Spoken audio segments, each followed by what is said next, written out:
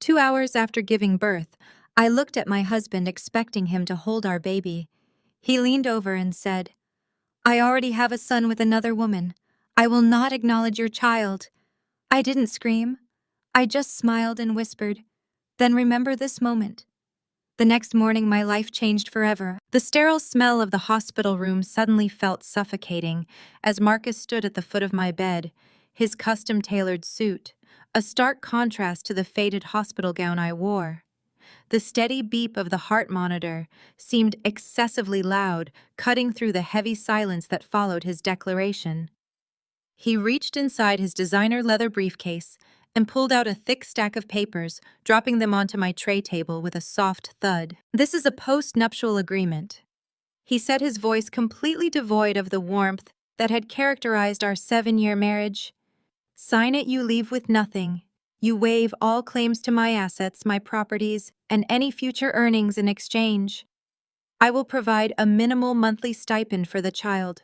Nothing more." I stared at the documents, the crisp black ink detailing the erasure of my financial security and our shared life. I didn't cry.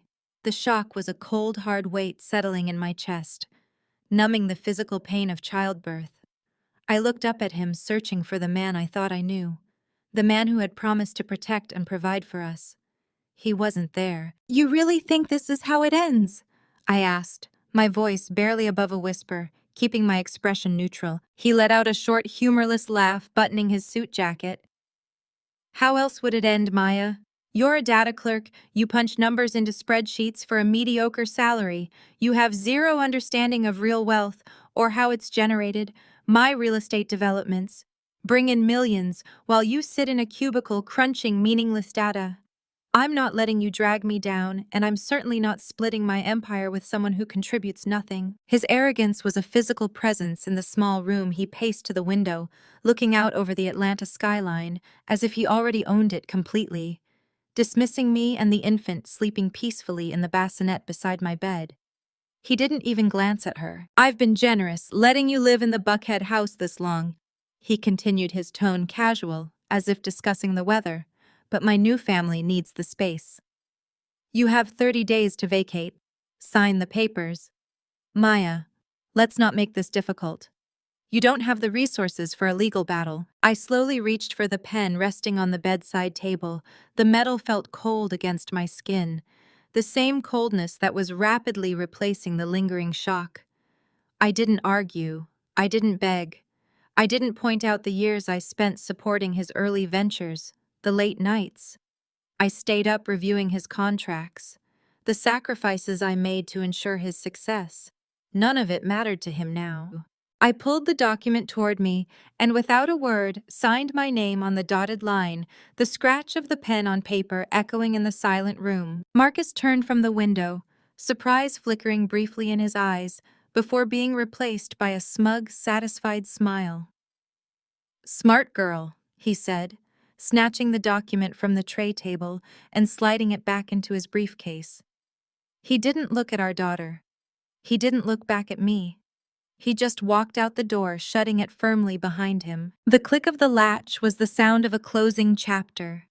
I let out a long, slow breath, the lingering smell of his expensive cologne. A bitter reminder of the betrayal. The nurse who had been hovering nervously outside the door peeked her head in, asking if I needed anything. I shook my head, thanking her and assuring her I just needed to rest. But rest was the furthest thing from my mind the moment the door closed, leaving me truly alone with my daughter. I reached for my purse hidden beneath my hospital bag. I bypassed my regular smartphone, the one Marcus frequently monitored, and pulled out a secondary device, a secure encrypted phone completely untraceable to Maya, the quiet data clerk. I unlocked the screen, the complex interface loading instantly. "I am not a data clerk. I never have been. I am a forensic accountant specializing in unraveling complex financial fraud, hidden assets, and offshore tax evasion. I track money for a living, and for the past 3 years I had been quietly, methodically tracking his." Marcus's booming real estate empire was a house of cards built on inflated valuations, shell companies, and funds funneled through offshore accounts. He thought he was a mastermind, hiding his assets from the IRS and his wife. He thought I was oblivious, entering data into spreadsheets completely unaware that I was mapping every illegal transaction, every hidden account, every shadow company he established. I opened a secure messaging app connecting directly to my team, the brilliant analysts and investigators I employed under a corporate umbrella, completely separate from my personal identity. The team had been monitoring Marcus's financial movements for months, gathering irrefutable evidence of his illicit activities waiting for my signal. I typed a single message, my fingers flying across the digital keyboard. Execute Protocol Omega. Protocol Omega was the culmination of my investigation, a coordinated simultaneous action to freeze every hidden account, every shell company, every illicit fund. Marcus believed he had secured away from prying eyes. It involved triggering alerts to federal regulatory bodies, providing them with the meticulously gathered evidence of his wire fraud and tax evasion. It was the systematic dismantling of his entire financial foundation. I hit send, watching the confirmation icon turn green, a small, cold smile playing on my lips. Marcus thought he was leaving me with nothing. He thought his post-nuptial agreement was an ironclad shield protecting his wealth. What he didn't know, what he was about to discover in the most devastating way possible, was that the wealth he thought he possessed, the empire he bragged about, was already gone. Frozen, locked, and exposed, the paper he had forced me to sign was worthless, a desperate grasp at assets he no longer controlled. I set the phone down and turned my attention to the bassinet, carefully lifting my newborn daughter into my arms. She stirred slightly, her tiny fingers curling around mine. She was innocent in all of this, a beautiful, fragile life that I would protect with everything I had. The pain of the betrayal was still there, a raw, aching wound, but it was overshadowed by a fierce, unyielding determination. "You won't lack for anything," I whispered to her, smoothing a soft blanket over her tiny form. "He thinks he took our future, but he only destroyed his own." The hospital room was quiet now, the frantic energy of childbirth, and the subsequent confrontation replaced by a heavy, expectant stillness. The digital clock on the wall ticked forward, marking the minutes until the inevitable explosion. I leaned back against the pillows, holding my daughter close, waiting for the storm to break. Marcus had demanded I remember this moment. I fully intended to ensure he never forgot it either. The heavy hospital door swung open with a sharp gust of air breaking the fragile silence I had just claimed. Evelyn marched into the room like a general inspecting a conquered territory. She wore a tailored emerald green suit and a wide-brimmed church hat that practically scraped the doorframe. Her designer heels clicked aggressively against the linoleum floor, demanding immediate submission. She did not look at the bassinet. She did not cast a single glance toward her newborn granddaughter, wrapped in a pink swaddle just inches from her expensive handbag. Instead, her piercing eyes locked directly onto me, radiating pure, unfiltered contempt. "You could have at least brushed your hair." "Maya," she said, her voice dripping with that signature Southern condescension she had perfected over decades of running the First Cathedral congregation. "A woman should never look defeated even when she has been thoroughly discarded." I adjusted my grip on my daughter, refusing to let the warmth of the baby shield me from the coldness of the woman standing at the foot of my bed. "Marcus called you," I stated, my voice perfectly level. "Of course my son called me," Evelyn snapped, dropping her alligator skin purse onto the visitor chair with a heavy thud. "He called to tell me that he finally came to his senses and handed you the paperwork. I told him 5 years ago that marrying a simple data entry girl was a mistake. Men of his caliber, men who build real estate empires and carry a legacy, need a woman who understands how to maintain a kingdom. You could not even keep his attention long enough to prevent him from looking elsewhere. It is truly embarrassing, Maya. A woman who cannot keep her husband satisfied has no right to cry when he finds a proper bed to sleep in." I simply watched her, my face a mask of absolute calm. Her words were meant to destroy me, to make me feel small and inadequate. For years I had swallowed these insults at family dinners and Sunday brunches, nodding politely to keep the peace. I had let her believe I was a naive little numbers clerk who was lucky to be graced by the presence of her son. But peace was no longer on my agenda. "You blame me for his infidelity?" I asked, tilting my head slightly. Evelyn let out a harsh, humorless laugh. "I blame you for lacking the sophistication required for this family. Wealth belongs to the men, Maya. The men build the fortune, and the women smile, look pretty and secure the social standing. You failed at every single aspect of that equation. You bring nothing to the table. Marcus is securing his assets and protecting his wealth from a gold digger." She paced the length of the small room, adjusting her diamond bracelets as she spoke. "Our family name means something in Atlanta," she continued, her chest puffing out with pride. "We sit on the church board, we dictate the social calendar. We own half the commercial properties in Buckhead. Do you really think my son was going to let you walk away with a piece of the empire he built? He is providing you a generous allowance out of the goodness of his heart. You should be down on your knees thanking God that he is not throwing you out on the street tonight." I sat up slightly, resting my daughter against my chest. "It is fascinating how much faith you place in Marcus and his empire," I said softly. Evelyn stopped pacing and glared at me. "It is not faith, it is fact. God blesses the righteous. Maya and our family has been exceptionally blessed." Just last week, the congregation watched as I pulled up in my brand new custom luxury SUV, paid in full, a testament to the grace and prosperity that follows my son and this family. People respect us because they see the tangible proof of our success. You could never understand that level of power. You just punch a clock and collect a mediocre paycheck. I took a slow, deliberate breath. The car was indeed beautiful. A top-of-the-line imported SUV customized to her exact demands. She had paraded it in front of the entire church, bragging about the limitless generosity of her son. "Is that right, Evelyn?" I asked, my tone dropping an octave. "Paid in full. You must be very proud of that blessed vehicle. It certainly makes a statement when you park it in the reserved spots for the church elders." She lifted her chin, a smug look settling over her perfectly applied makeup. "It absolutely does. It shows that Marcus knows how to honor his mother. He handles his finances with brilliance. He knows how to leverage his money to reward the people who actually matter in his life." I let a small smile finally break through my neutral expression. It was a cold, calculating smile that made Evelyn narrow her eyes in sudden suspicion. She was used to me shrinking under her verbal assaults. She was not used to me looking at her like she was a mouse walking blindly into a trap. "Brilliance is an interesting word choice for a man who secures a $250,000 vehicle through a shadow loan," I said, keeping my voice quiet and steady. Evelyn froze. "Excuse me, what did you just say?" I smoothed the blanket over my sleeping baby. I said, "Your beautiful, blessed SUV is not paid in full.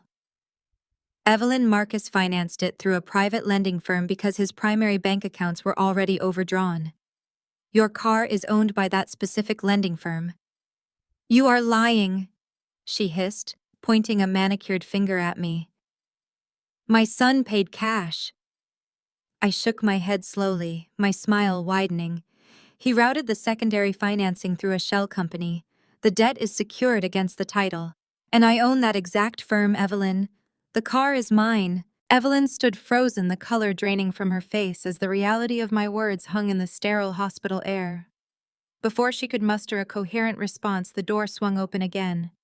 In walked Chloe, my brother-in-law Derek's wife, carrying a massive bouquet of imported orchids that she thrust into the arms of a passing nurse.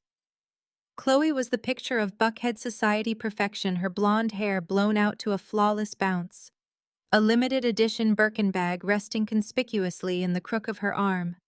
She took one look at Evelyn's pale face, and then turned her icy blue gaze on me, her lips curling into a practiced sneer. "What kind of vicious lies are you spinning now, Maya?" Chloe demanded, stepping protectively to Evelyn's side. "I could hear you down the hall. You are completely unhinged. Evelyn is a pillar of this community, and you have the audacity to sit there in a hospital bed and disrespect her." I did not raise my voice. I merely shifted my weight, keeping my daughter secure against my chest. I am simply clarifying the ownership of the vehicle parked outside Chloe. Facts are not disrespectful, they are just facts. Chloe scoffed, tossing her hair over her shoulder. Please, we all know Marcus is the one holding this entire family together financially. You are just bitter, because he finally woke up and realized you do not belong in our world. You never did. You have always lacked the polish, the pedigree, the basic understanding of how high society operates. You thought marrying into the family would automatically elevate you, but class is something you are born with. You cannot buy it with a mediocre data entry salary. She stepped closer to the bed, pointing a manicured finger at the postnuptial agreement still resting on my tray table. You should be down on your knees thanking Marcus for offering you any kind of settlement. A woman from your background would be lucky to walk away with a fraction of what he is giving you. Take the allowance, Maya.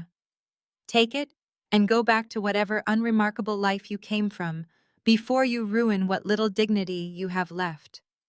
Look at Derek and me. We have a marriage built on mutual respect and actual wealth.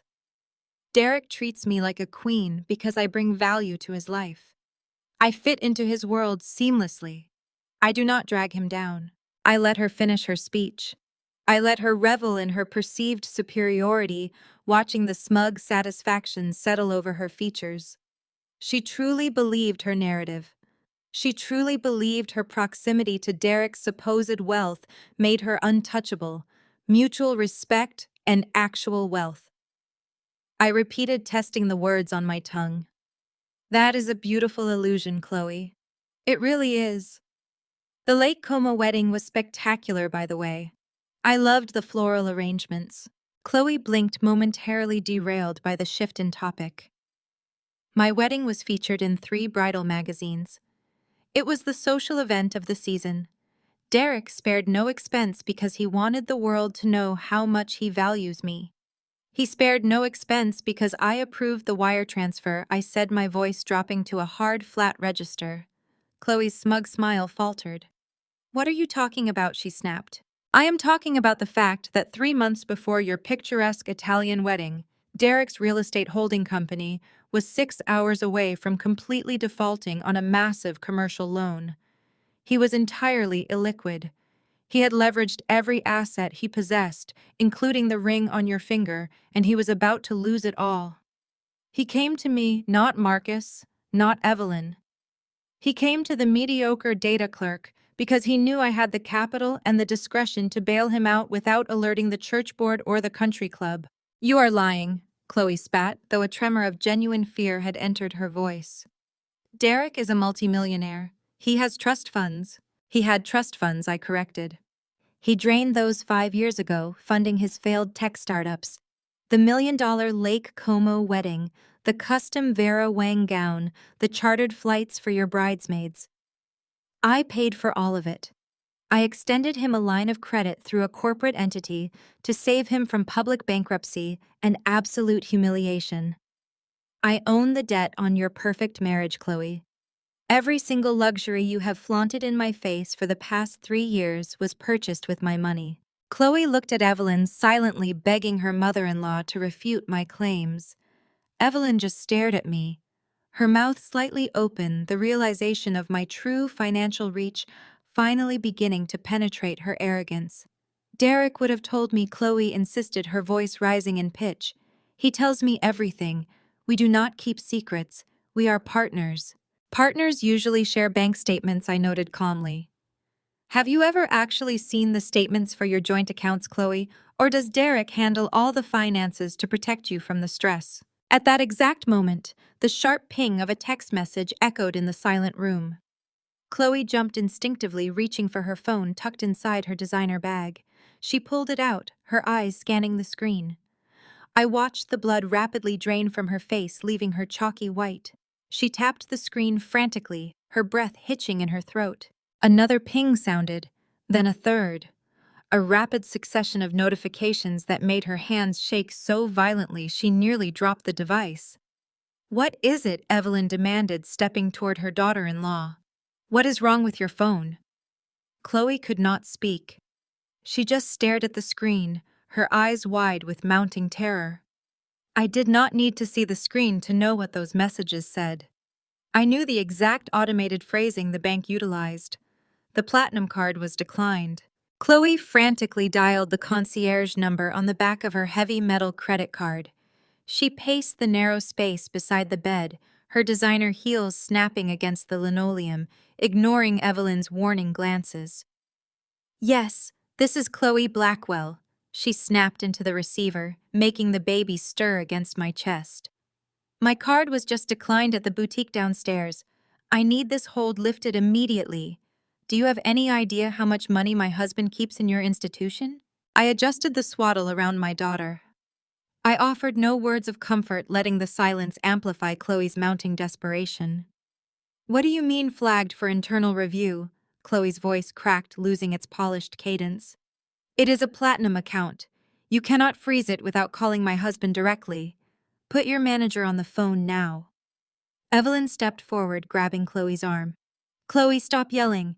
You are in a hospital. What is going on with Derek's account? They are saying the accounts are locked, Chloe hissed, covering the mouthpiece. All of them. The joint checking the savings, the corporate cards.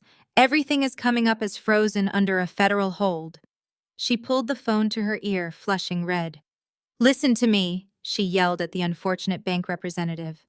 My husband is Derek Blackwell. He sits on the board of Vanguard Logistics.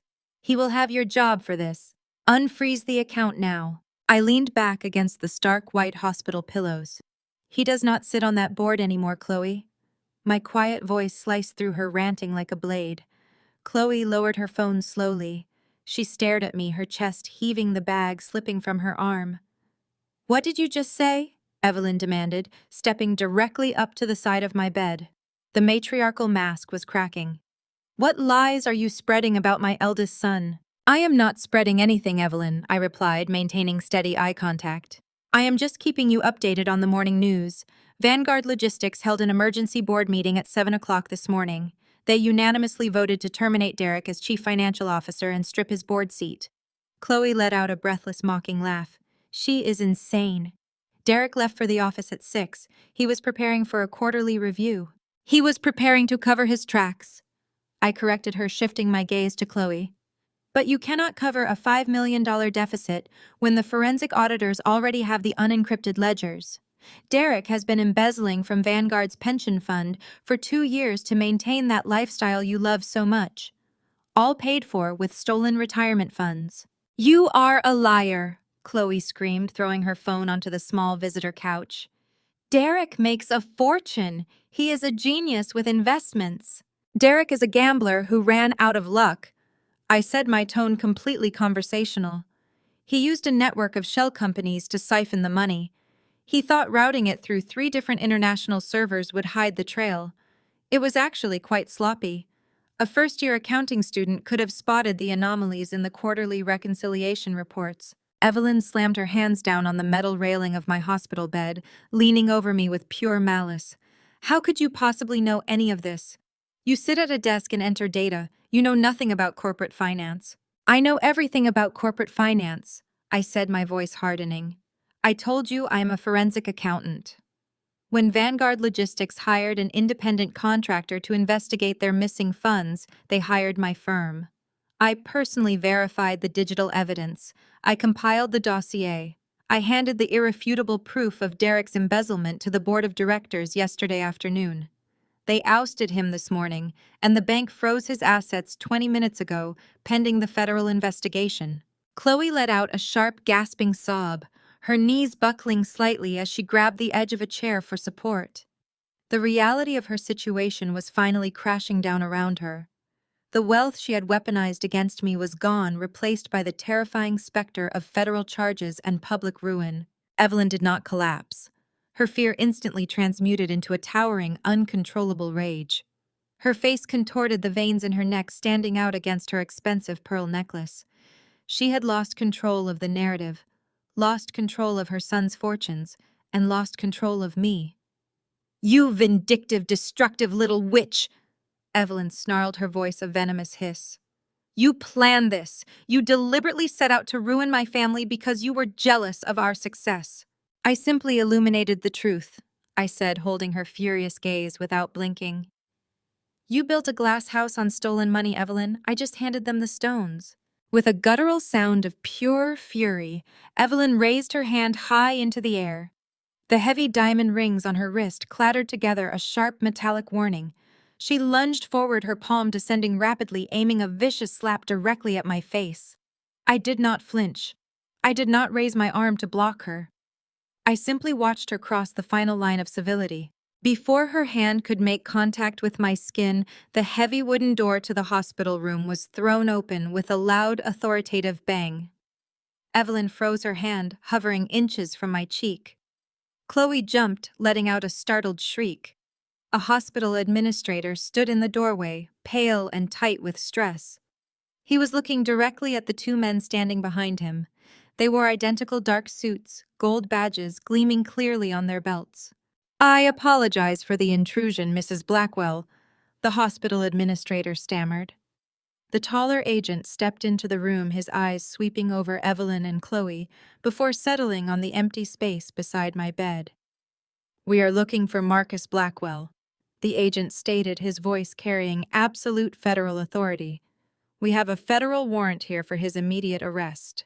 The color vanished from Evelyn's face, her hand dropping as the gravity of the federal agent's words settled over the sterile room. Chloe let out a strangled gasp, pressing against the pale wall to escape the suffocating presence. I offered no explanations or glances of triumph. While the administrator nervously directed the FBI agents toward the main desk to check visitor logs, I pressed the call button for my nurse. Protocol Omega was operational across every financial sector, and I had no intention of remaining here a second longer. Within the hour, my discharge papers were signed. The medical staff, sensing the radioactive tension radiating from the hallway where Evelyn was frantically dialing her defense lawyers, expedited my exit with practiced efficiency. I wrapped my sleeping daughter in her pink blanket, secured her safely in the car seat I had prepared weeks in advance, and bypassed my former mother-in-law completely. Evelyn was too busy screaming into her smartphone about bail bonds and federal overreach to notice my quiet departure. Thomas, a trusted driver employed by my forensic accounting firm, was waiting patiently by the emergency exit in a sleek black town car. He loaded my overnight bag into the trunk, respectfully opening the heavy rear door for me and the baby.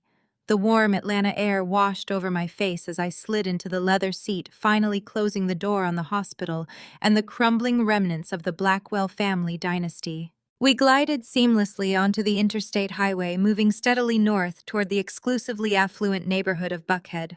I unlocked my secure secondary device.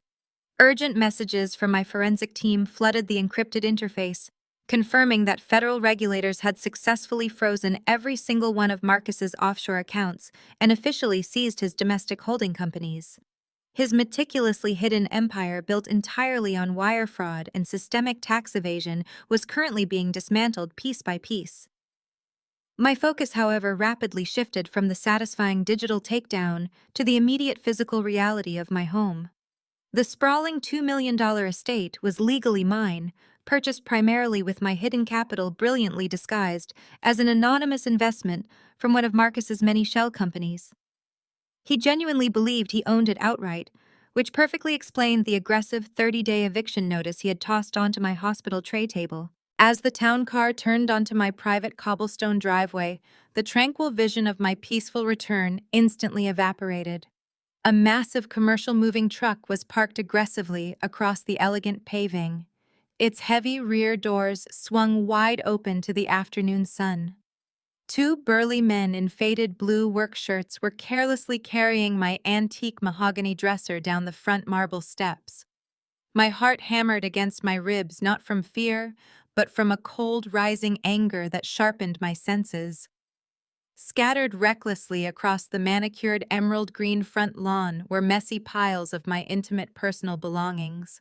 My expensive designer clothes had been pulled hastily from their velvet hangers.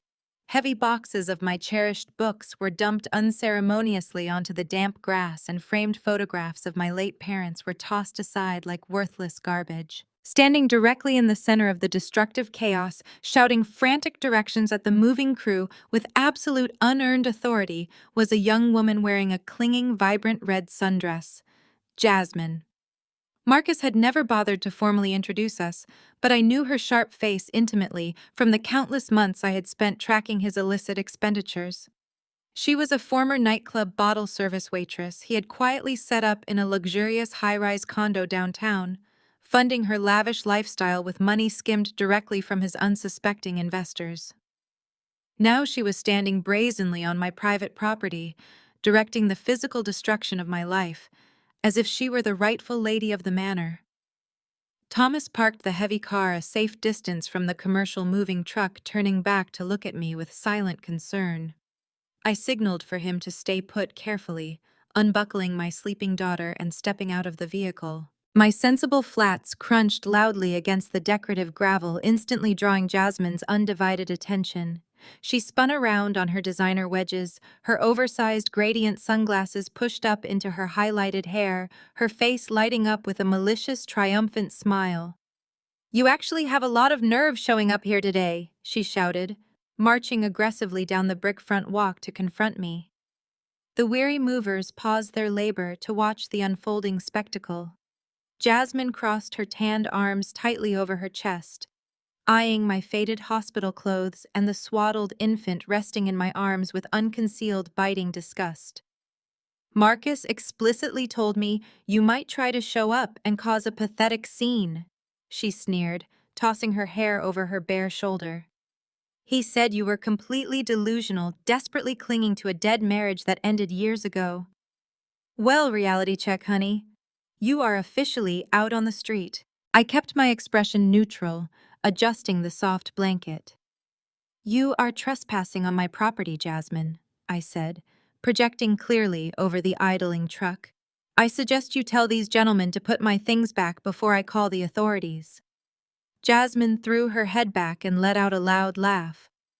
"Your property," she scoffed, stepping into my personal space.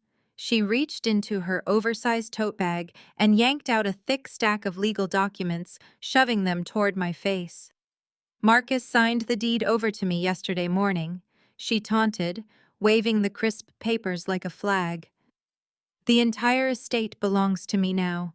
You have no legal right to be standing here. If anyone is trespassing, it is you." I did not flinch. I reached in my pocket, pulled out my smartphone, and dialed 3 numbers. I lifted the device to my ear, maintaining unblinking eye contact with her as the line connected. "Yes, operator," I said calmly, voice steady. "I need police assistance at my residence immediately.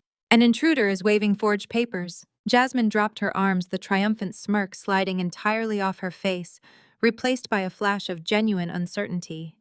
She clearly had not anticipated this level of absolute calm defiance. Women in her position, accustomed to dealing with the emotional fallout of broken marriages, expected screaming, crying, and perhaps a violent physical altercation. They never expected a woman to simply stand her ground and invite law enforcement to mediate the dispute.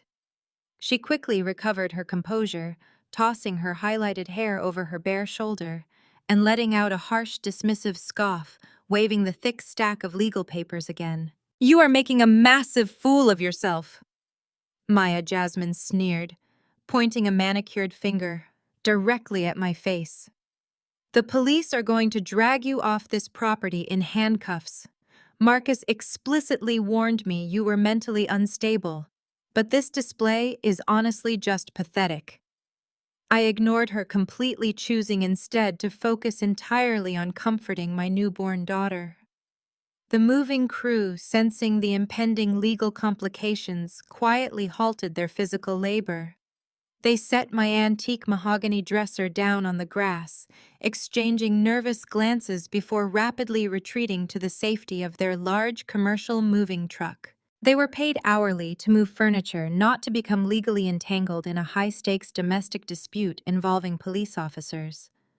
The distant wail of sirens pierced the quiet afternoon air, growing rapidly louder as they approached the gated entrance of the exclusive neighborhood. Within 3 minutes, 2 sleek blue and white Atlanta Police Department cruisers turned onto the cobblestone driveway, their emergency lights flashing rhythmically against the manicured hedges. 4 uniformed officers stepped out of their vehicles, their hands resting cautiously on their duty belts as they carefully surveyed the highly chaotic scene unfolding on the front lawn. The front lawn was an absolute disaster of scattered personal belongings, an idling truck, and 2 women locked in a tense standoff. Jasmine did not hesitate for a single second. She immediately switched into her practiced role of the helpless, victimized socialite.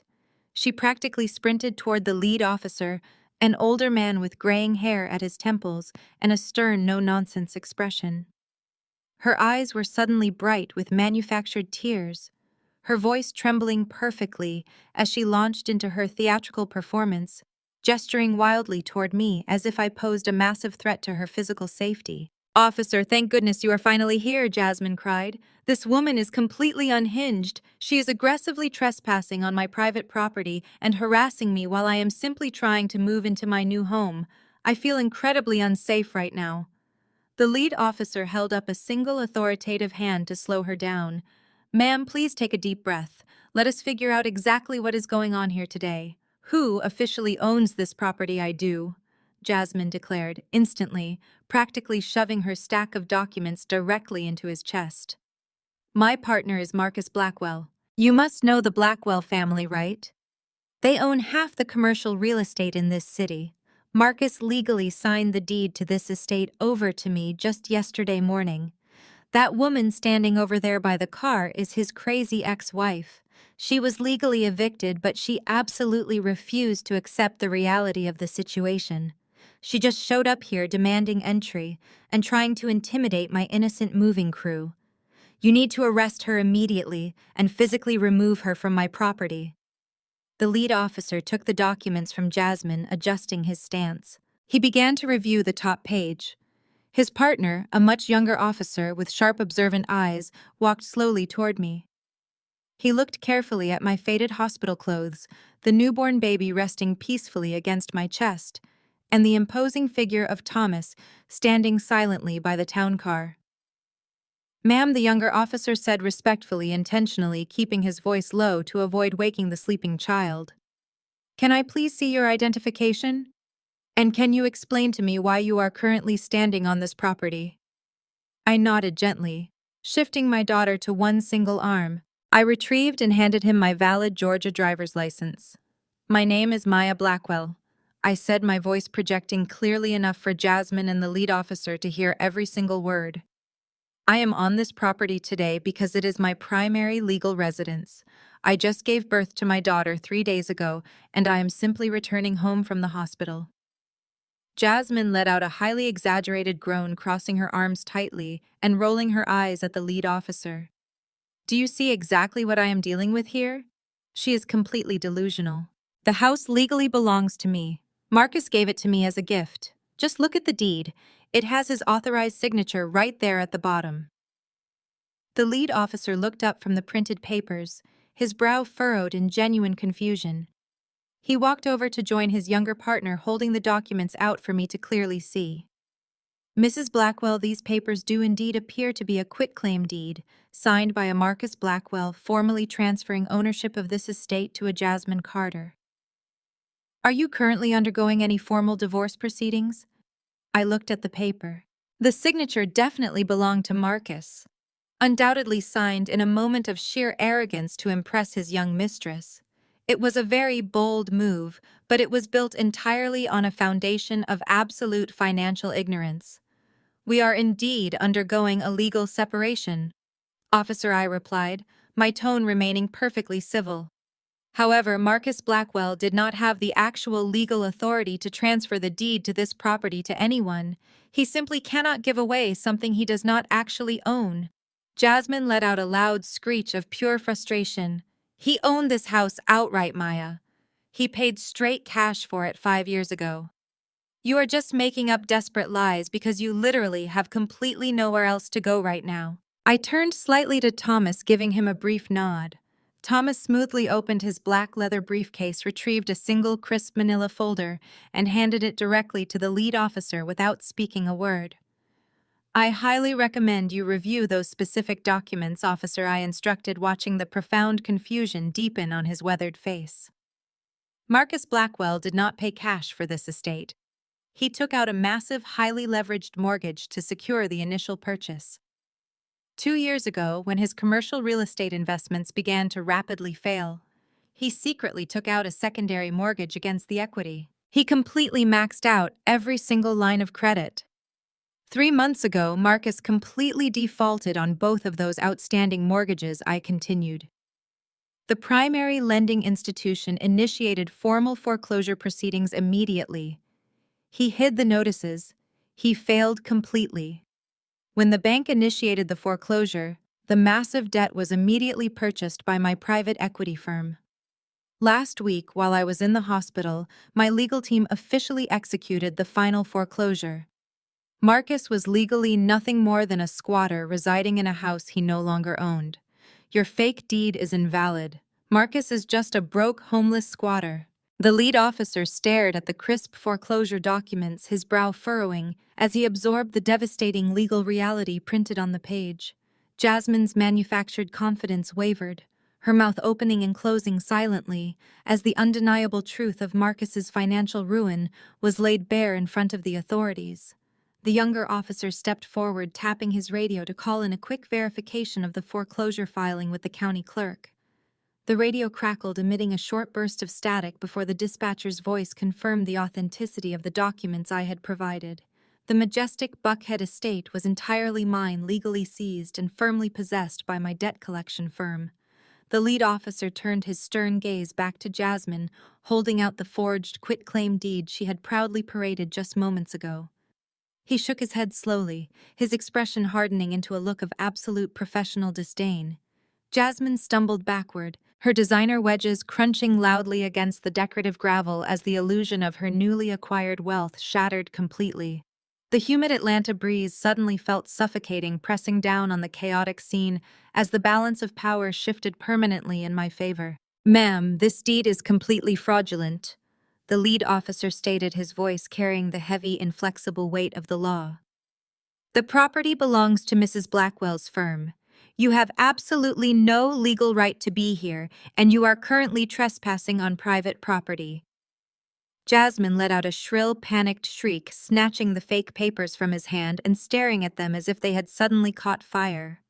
The moving crew, who had been watching the exchange with growing apprehension, did not need to hear another word. Without waiting for formal instructions, the two burly men practically sprinted to the lawn, violently throwing my antique mahogany dresser and the boxes of books back onto their dollies. They hauled my belongings haphazardly toward the front steps, desperate to avoid any implication in a federal real estate scam. Jasmine stomped her foot, her face flushing a deep, furious crimson as she watched her hired help actively reverse their previous destructive actions. She pointed an accusing finger at the officers, her chest heaving with uncontained indignation. The absolute audacity of her situation was finally crashing down around her, leaving her entirely exposed and legally vulnerable. "You are all making a massive mistake!" she shrieked, her perfectly curated socialite persona dissolving into raw, unhinged desperation. "Marcus is a powerful man. He will have your badges for this." She frantically dug into her oversized designer tote bag, pulling out her shimmering gold smartphone with trembling fingers. She furiously mashed the screen, dialing his private number. The phone pressed tightly against her ear as she paced the cobblestones like a trapped animal. I stood perfectly still, rocking my daughter gently, watching the inevitable realization wash over her. The call went straight to voicemail. Jasmine pulled the phone away, staring at the blank screen in sheer disbelief, before jabbing the redial button with a manic urgency. Again, the automated voicemail greeting echoed faintly from the speaker. The younger officer stepped directly into her path, his hand resting casually on his utility belt. "Ma'am, I strongly suggest you instruct your movers to pack up your personal items immediately," he warned, his tone leaving absolutely no room for debate. "If you are not off this property in the next 10 minutes, you will be leaving in the back of my cruiser." Jasmine's eyes darted wildly between the advancing officers, the retreating moving truck, and my impassive face. She lunged forward, stopping just inches from the invisible boundary the police had established around me. You think you have won, Maya? She spat, her voice dripping with venomous spite. Marcus will absolutely destroy you for this. He has millions stashed away that you could never possibly find. When he gets here, he is going to ruin your entire life, take that baby, and leave you begging on the streets. I offered her a pitying smile, shifting my weight comfortably. Marcus is not coming, Jasmine, I replied, my voice steady and cold. He is never ever coming back here. She opened her mouth to launch another volley of empty, vicious threats, but a sharp, sudden chime from her smartphone interrupted her tirade. Her hands shook violently as she gripped the expensive device, her painted nails tapping nervously against the polished glass screen. The heavy silence hung over the driveway, broken only by the distant sounds of the city and the gentle breathing of my newborn daughter. The ultimate reality of her situation was about to be delivered in a single, devastating digital notification. Jasmine glanced down at the illuminated screen, desperately expecting a reassuring call from her wealthy benefactor to instantly solve her mounting legal crisis.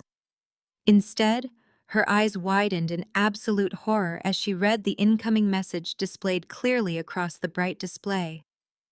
It was an automated, highly impersonal text alert sent directly from Marcus's notoriously expensive defense attorney. The brief notification mercilessly illuminated the brutal reality of her rapidly crumbling world. The prominent lawyer bluntly informed her that Marcus Blackwell had not simply been detained for a minor domestic dispute or a routine corporate audit. The chilling message explicitly stated he had just been federally indicted by the Department of Justice for orchestrating a massive, multi-million-dollar wire fraud conspiracy. Furthermore, the attorney advised her that all of Marcus's known assets, including her downtown luxury condominium and her personal bank accounts, were currently being seized by federal agents as part of the ongoing criminal investigation. Jasmine let out a breathless, suffocating gasp, her knees buckling slightly as the smartphone slipped from her trembling fingers and shattered against the hard cobblestone driveway. The glamorous, carefree lifestyle she had ruthlessly built upon stolen money and broken vows completely evaporated into the warm afternoon air, permanently leaving her with absolutely nothing but the immediate, deeply terrifying prospect of a very lengthy federal prison sentence and total public financial ruin. The younger police officer did not give Jasmine the slight opportunity to recover from her digital shock.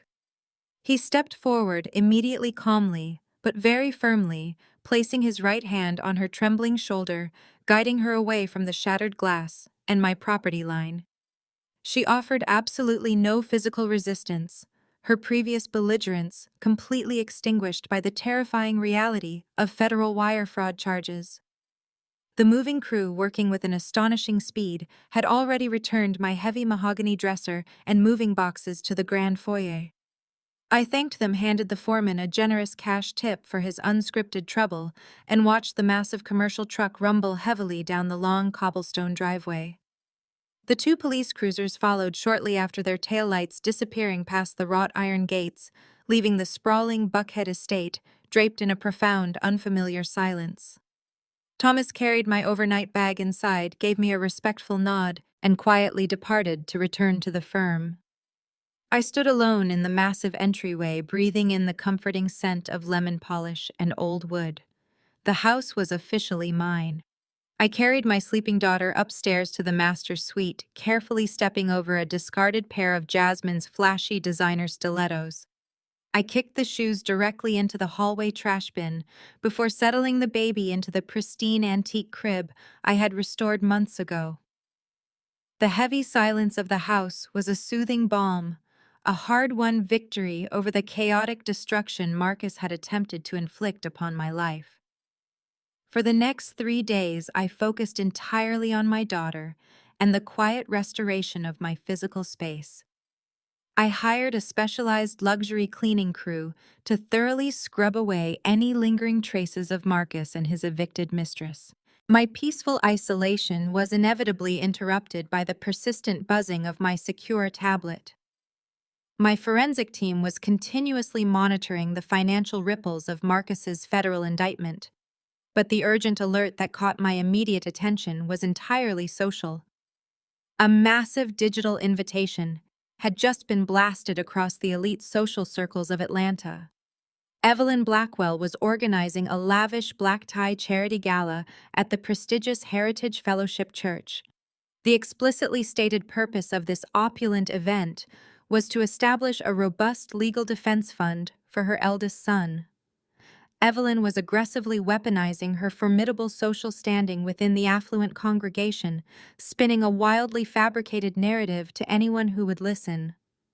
According to her tearful, impassioned pleas to the church elders and wealthy parishioners, Marcus was the innocent victim of a vindictive, highly unstable ex-wife. She was actively pushing the lie that my severe postpartum depression had triggered a violent psychotic break, leading me to maliciously hack into his corporate accounts and meticulously frame him for complex financial crimes he never committed. She painted Marcus as a devoted, loving family man, unjustly persecuted by a jealous, scorned woman who simply could not handle his newfound happiness. It was a masterful, sickeningly manipulative performance designed to extract deep sympathy and hard cash from the city's elite. Evelyn was desperately attempting to launder her son's toxic reputation through the pristine filter of charitable religious duty. The sheer audacity of hosting a high society fundraiser to defend an admitted embezzler was staggering yet entirely on brand for the relentless Blackwell matriarch. She relied entirely on the arrogant assumption that I would remain quietly hidden away in my house, far too humiliated by the public spectacle to defend myself. That specific assumption was severely tested when the morning mail arrived. Mixed among the standard utility bills and colorful baby catalogs was a thick, cream-colored envelope made of heavy, expensive cardstock. There was no return address printed on the outside, but the looping, overly stylized calligraphy spelling out my name belonged unmistakably to Chloe. I sliced the heavy paper open with a silver letter opener. Inside rested a glossy VIP access pass to Evelyn's legal defense gala, accompanied by a small handwritten note card. The message was brief and dripping with characteristic malice. Chloe had written that she thought I might want to see what actual family loyalty looked like, suggesting I use the VIP ticket to watch Marcus be fully exonerated by the important people who truly mattered. It was a blatant mocking dare. They genuinely believed I was a broken woman cowering behind locked doors while they actively controlled the public narrative and destroyed my character. I stared at the embossed VIP, past a cold, sharp clarity washing over my entire body. They desperately wanted a highly public spectacle. They wanted to use the unsuspecting church congregation as a holy shield against harsh federal reality. I walked straight into my home office and booted up my secure workstation. I did not feel a single ounce of intimidation.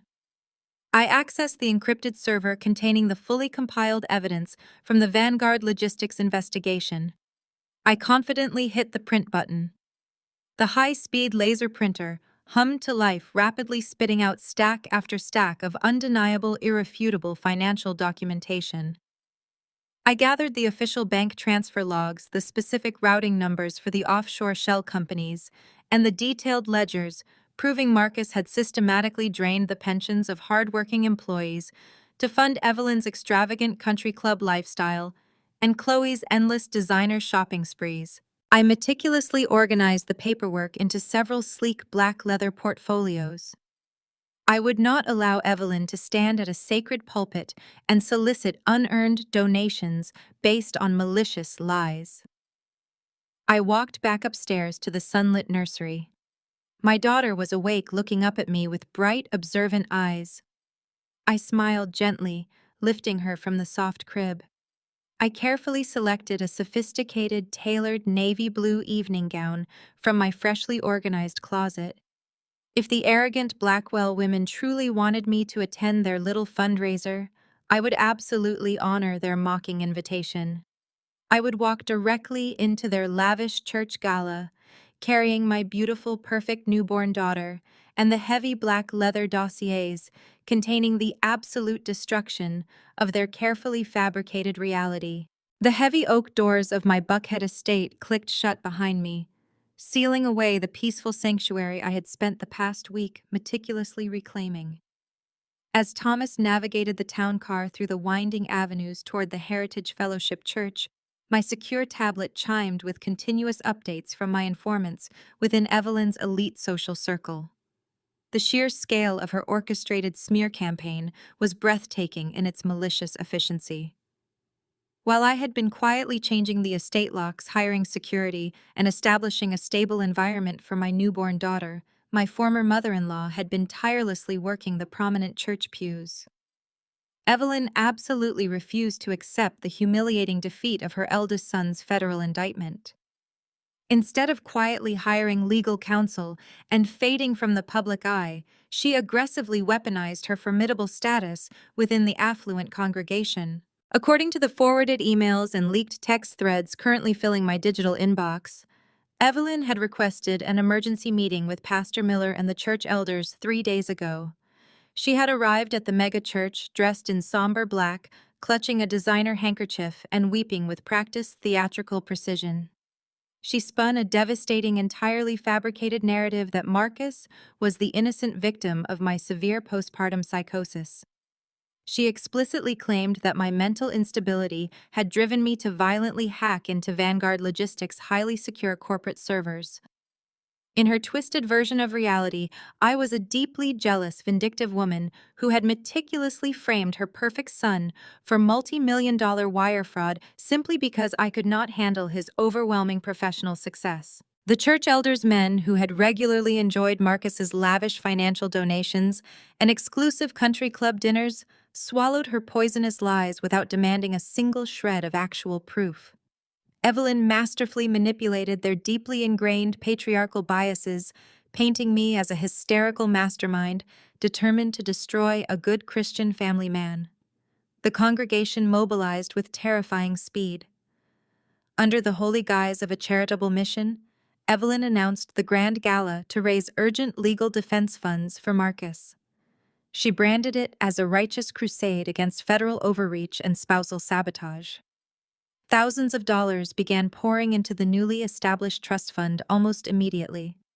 Wealthy parishioners, eager to demonstrate their unquestioning loyalty to the powerful Blackwell dynasty, eagerly wrote massive tax-deductible checks. Chloe enthusiastically acted as Evelyn's primary lieutenant throughout the vicious campaign. My former sister-in-law spent her entire week flooding social media platforms with carefully curated sympathetic posts about her brother's tragic persecution.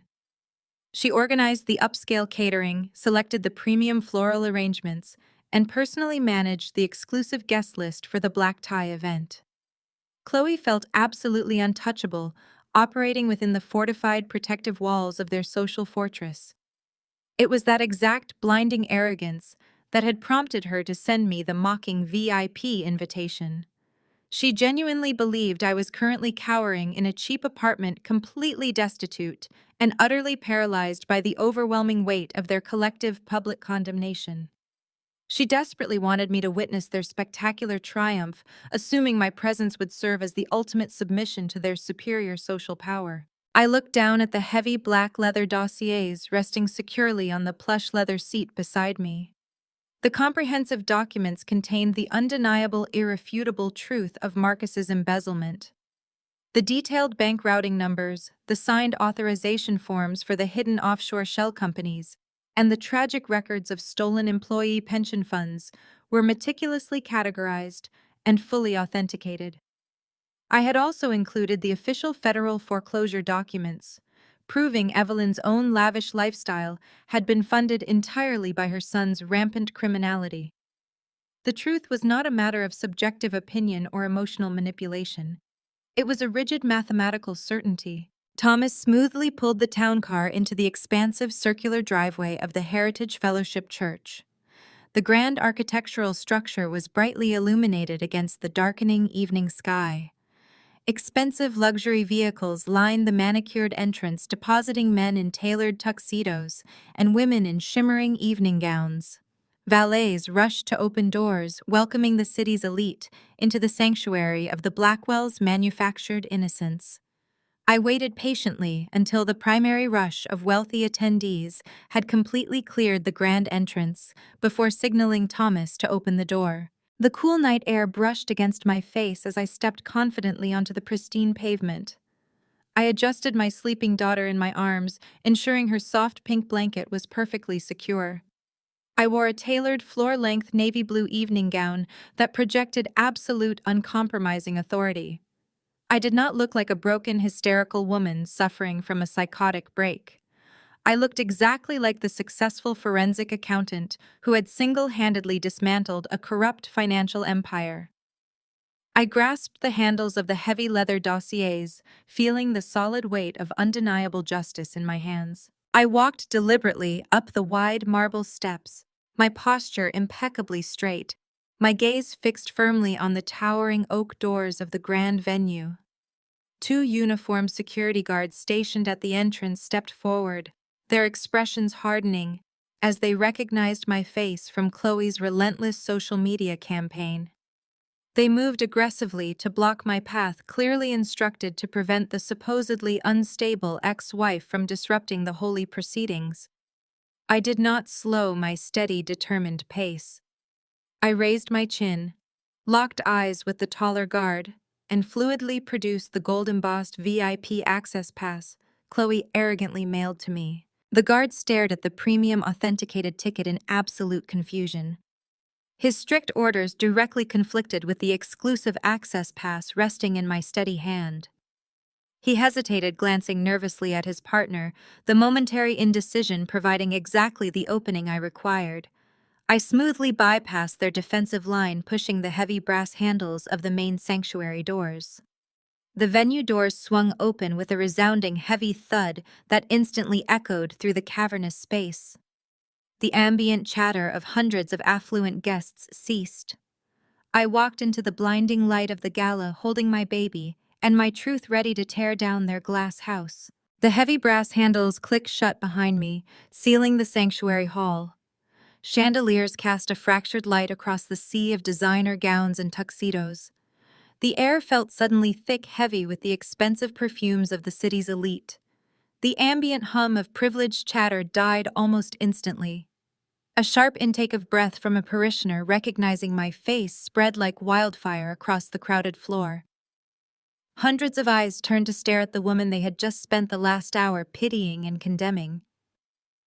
I stood perfectly still at the top of the carpeted landing, the baby resting quietly against my shoulder, the thick leather dossiers gripping firmly in my right hand.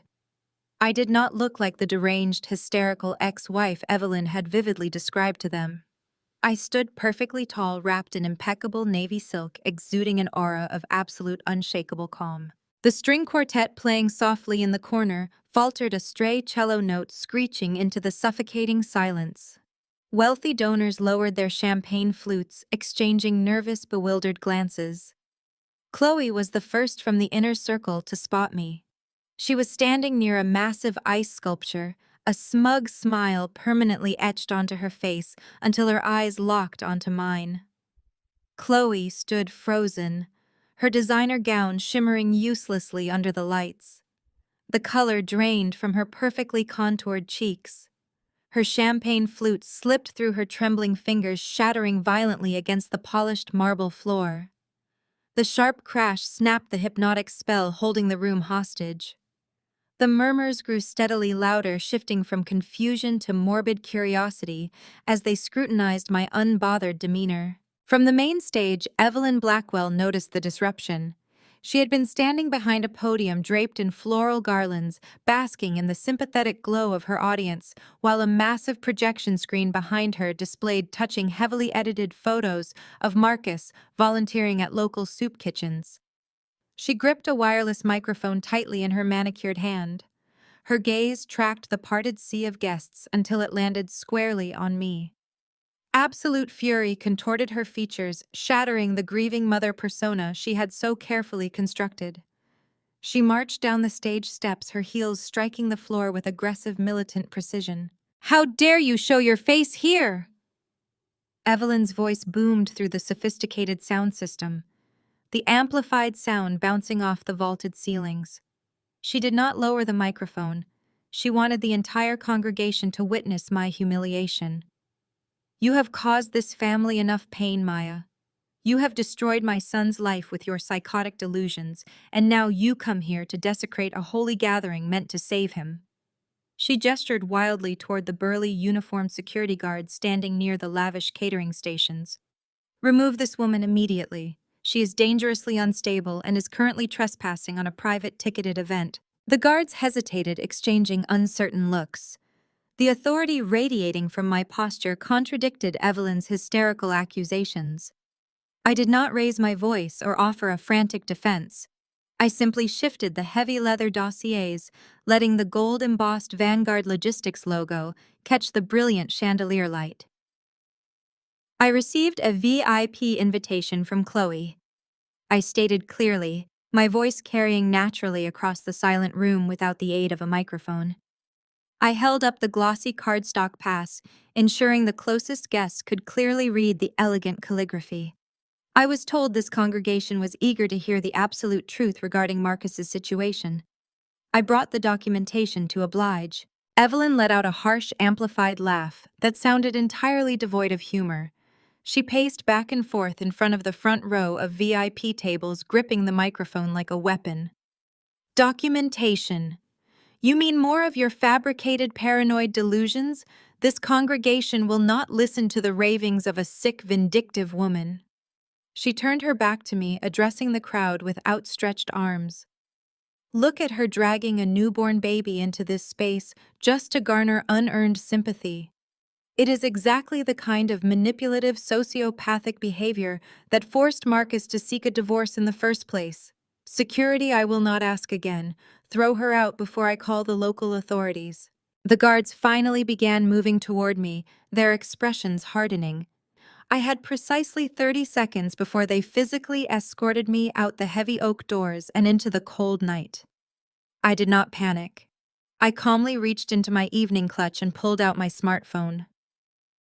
During my relentless forensic investigation of Vanguard Logistics, I had learned a great deal about Marcus's preferred corporate vendors, including the specific audiovisual company currently managing the gala's complex tech setup. They used a standard, highly vulnerable cloud-based casting network for their projection systems. I had already bypassed their rudimentary firewalls while sitting in the town car. I had meticulously written a custom script designed to forcefully override the primary input feed, permanently locking out any local manual controls until my specific upload was fully executed. Evelyn turned back to face me, a highly triumphant, vicious smirk twisting her lips. She raised the microphone to deliver her final crushing insult. I tapped a single pre-programmed execution command on my glowing screen.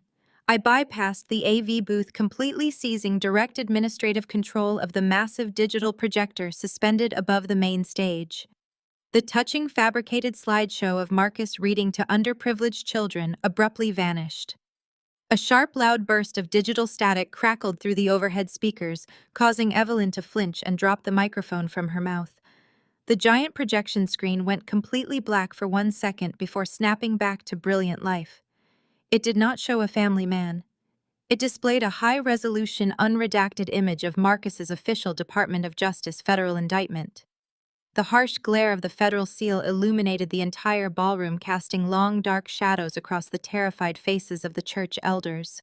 The bold words, "wire fraud" and "asset seizure," glowed brightly in stark, unmistakable black and white, exposing every single lie she had ever told. Gasps erupted from the VIP tables as the devastating document loomed over them.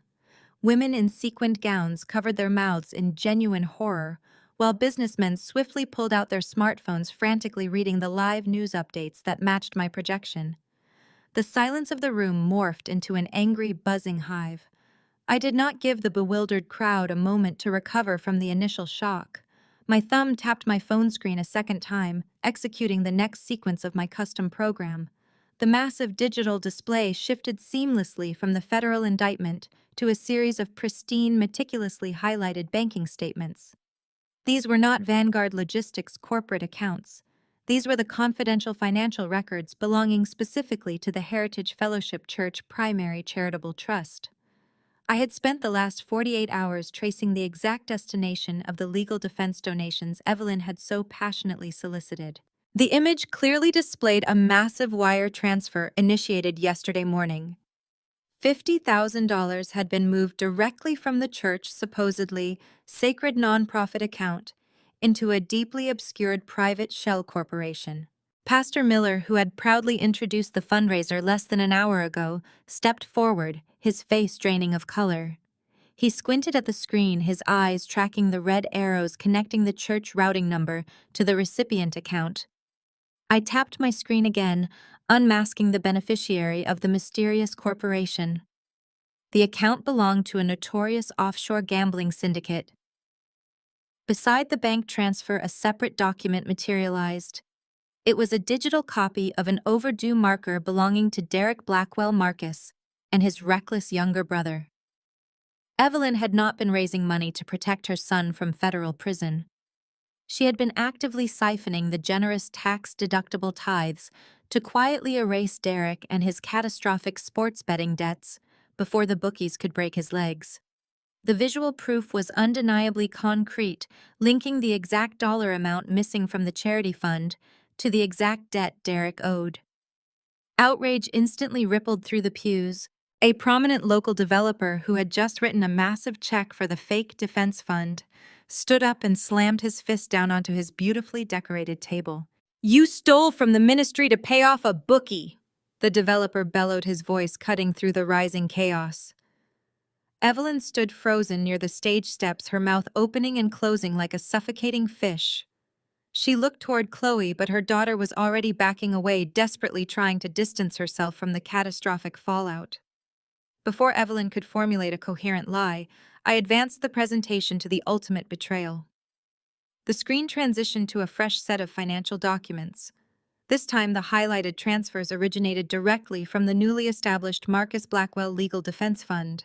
The enthusiastic donations collected earlier that very evening had already been partially dispersed. The screen displayed a residential lease agreement for a luxury downtown penthouse. The tenant listed was Jasmine, the very same mistress I had legally evicted from my Buckhead estate just 3 days prior. The corresponding bank receipt proved that Evelyn had personally authorized a 6-month advance payment on the rent, utilizing the exact funds the congregation had donated to save her son. The depravity of using church donations to finance a lavish lifestyle for an adulterous mistress pushed the wealthy donors over the absolute edge. Shouts of sheer indignation echoed across the ballroom. The church elders, fiercely protective of their own public reputations, immediately turned their backs on the disgraced matriarch. Pastor Miller grabbed a microphone from the podium, demanding an immediate explanation, but the angry crowd drowned him out completely. People were actively demanding their money back, waving their checkbooks, and shouting furiously at the stage. The elegant charity gala rapidly devolved into a vicious, unforgiving mob. Evelyn finally snapped. The polished aristocratic facade completely shattered, revealing the desperate cornered animal underneath.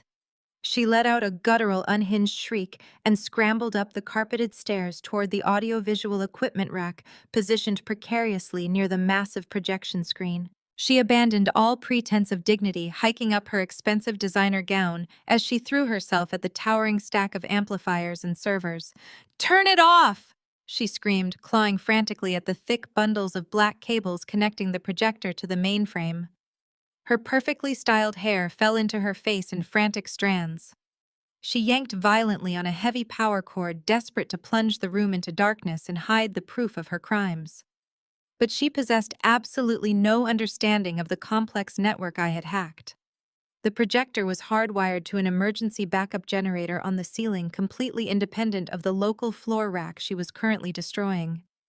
She pulled so hard on the wrong cables that a massive speaker tower tilted dangerously forward.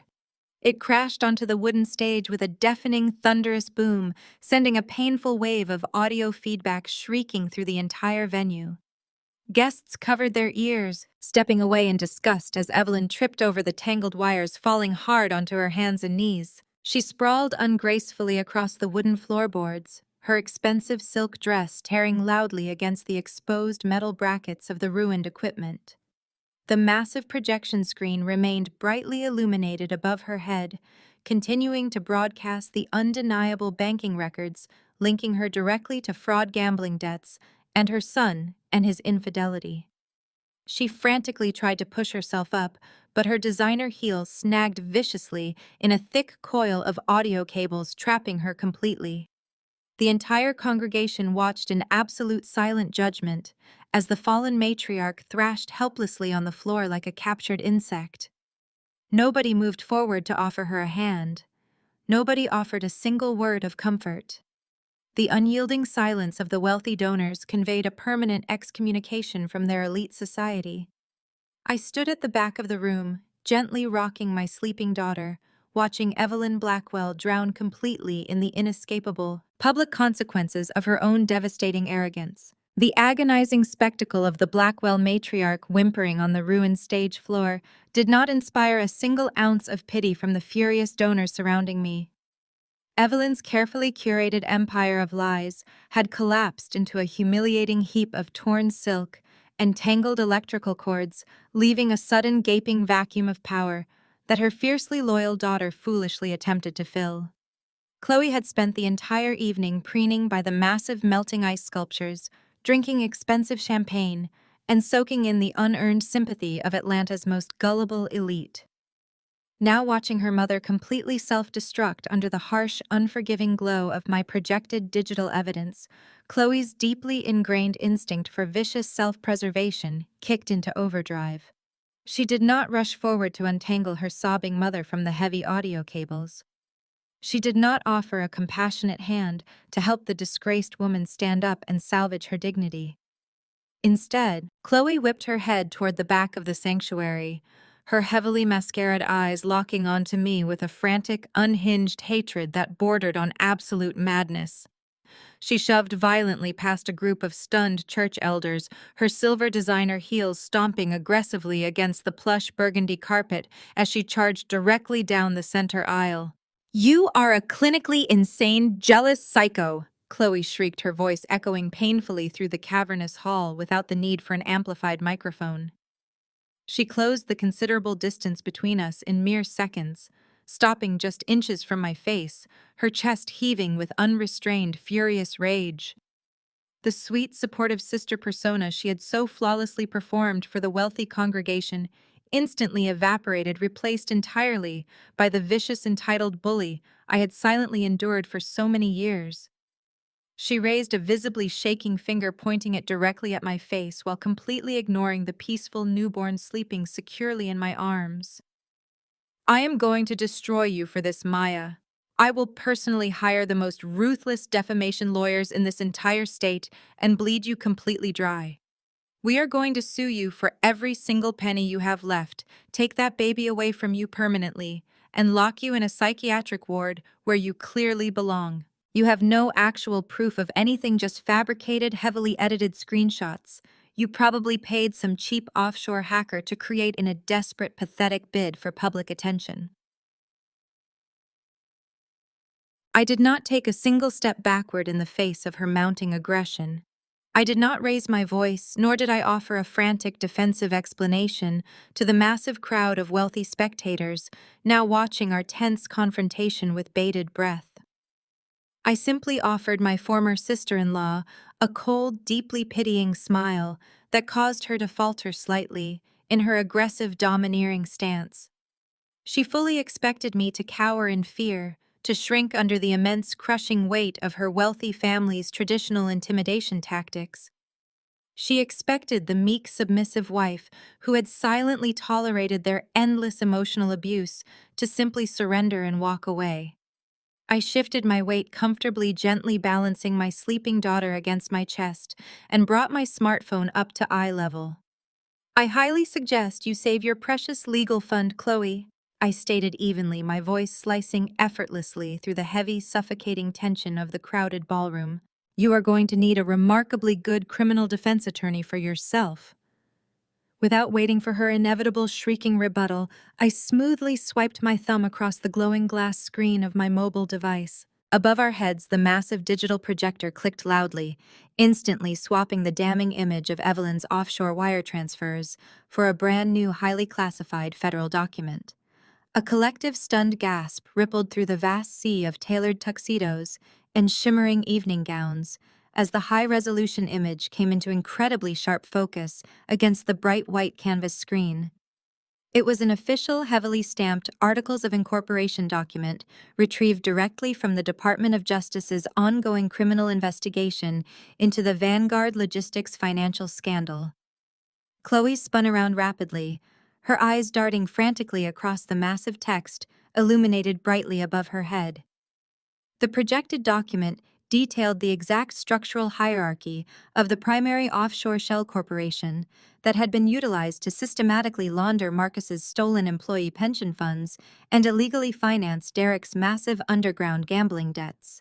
It was the very same illicit shell company that had just received $50,000 of stolen charity money from Pastor Miller's supposedly sacred nonprofit church account. The complex web of financial deceit was finally laid bare for the entire congregation to witness and actively scrutinize. Chloe's jaw dropped completely open, a silent scream dying instantly in her throat as her wide eyes finally tracked down to the bottom of the projected legal document. She was desperately searching for Derek's signature, fully expecting to see her reckless brother's name explicitly listed as the primary corporate officer responsible for the fraud.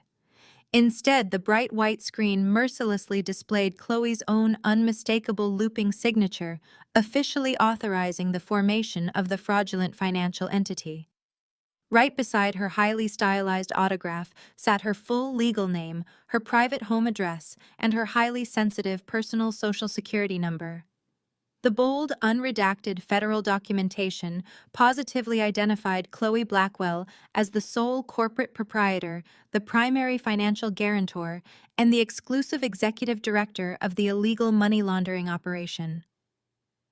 Derek had not just hidden his disastrous sports betting debts from the federal authorities. He had cowardly weaponized his own sister, placing the entirety of his multi-million-dollar federal crimes squarely onto her manicured shoulders. Chloe's knees visibly buckled, the horrific, suffocating realization crashing down heavily upon her as she stared at the undeniable proof that she was now legally and solely responsible for a massive, unforgiving federal conspiracy. She reached out blindly, desperately, clawing at the empty air as the murmuring crowd collectively stepped away from her, instantly treating the previously untouchable socialite like a highly contagious disease. The pristine Blackwell dynasty was officially, irreversibly burning to the ground tonight. The crushing gravity of the federal statutes displayed above her finally snapped Chloe's fragile, heavily manicured reality in half. She was staring directly at a Class A felony carrying a mandatory minimum sentence of 20 years in federal prison. Derek had masterfully exploited her blinding greed, utilizing her desperate need to finance a lavish lifestyle as the perfect cover for his syndicate operations. Every luxury car lease, every premium country club membership, and every extravagant European vacation she had flaunted on social media over the past 3 years had been directly funded by stolen money laundered through her personal accounts. She had gleefully spent millions of dollars of stolen charity and pension funds, blindly signing whatever legal documents her brother placed in front of her without bothering to read a single paragraph. The affluent crowd, previously her devout, unquestioning followers, reacted with brutal, self-serving swiftness. Socialites who had kissed her cheek and complimented her designer gown just 20 minutes prior were now physically retreating toward the exit doors, creating a massive, gaping circle of isolation around her trembling figure. They whispered behind crystal champagne flutes, their eyes flashing with a toxic mix of horror and undisguised glee at her sudden spectacular ruin. No one wanted to be photographed standing next to the newly minted face of a federal racketeering conspiracy. The sudden freezing temperature of their collective rejection shattered the final lingering remnants of Chloe's legendary arrogance. "No!" Chloe gasped, her voice cracking into a raw, breathless sob that echoed painfully in the silent hall. "This is a mistake. Derek told me these were legitimate real estate holdings. He told me I was just acting as a silent partner for tax purposes." She spun around, frantically searching the faces of the church elders and wealthy donors for a single ounce of sympathy, but found only rigid, unforgiving stone. Even Pastor Miller actively looked away, signaling his security team to step back and let the implosion run its natural course. Abandoned by her peers and facing the terrifying, inescapable reality of a federal indictment, Chloe's legs finally gave out completely. She collapsed onto the burgundy carpet, the heavy layers of her shimmering evening gown pooling around her in a pathetic, glittering puddle. The illusion of her untouchable superiority evaporated instantly.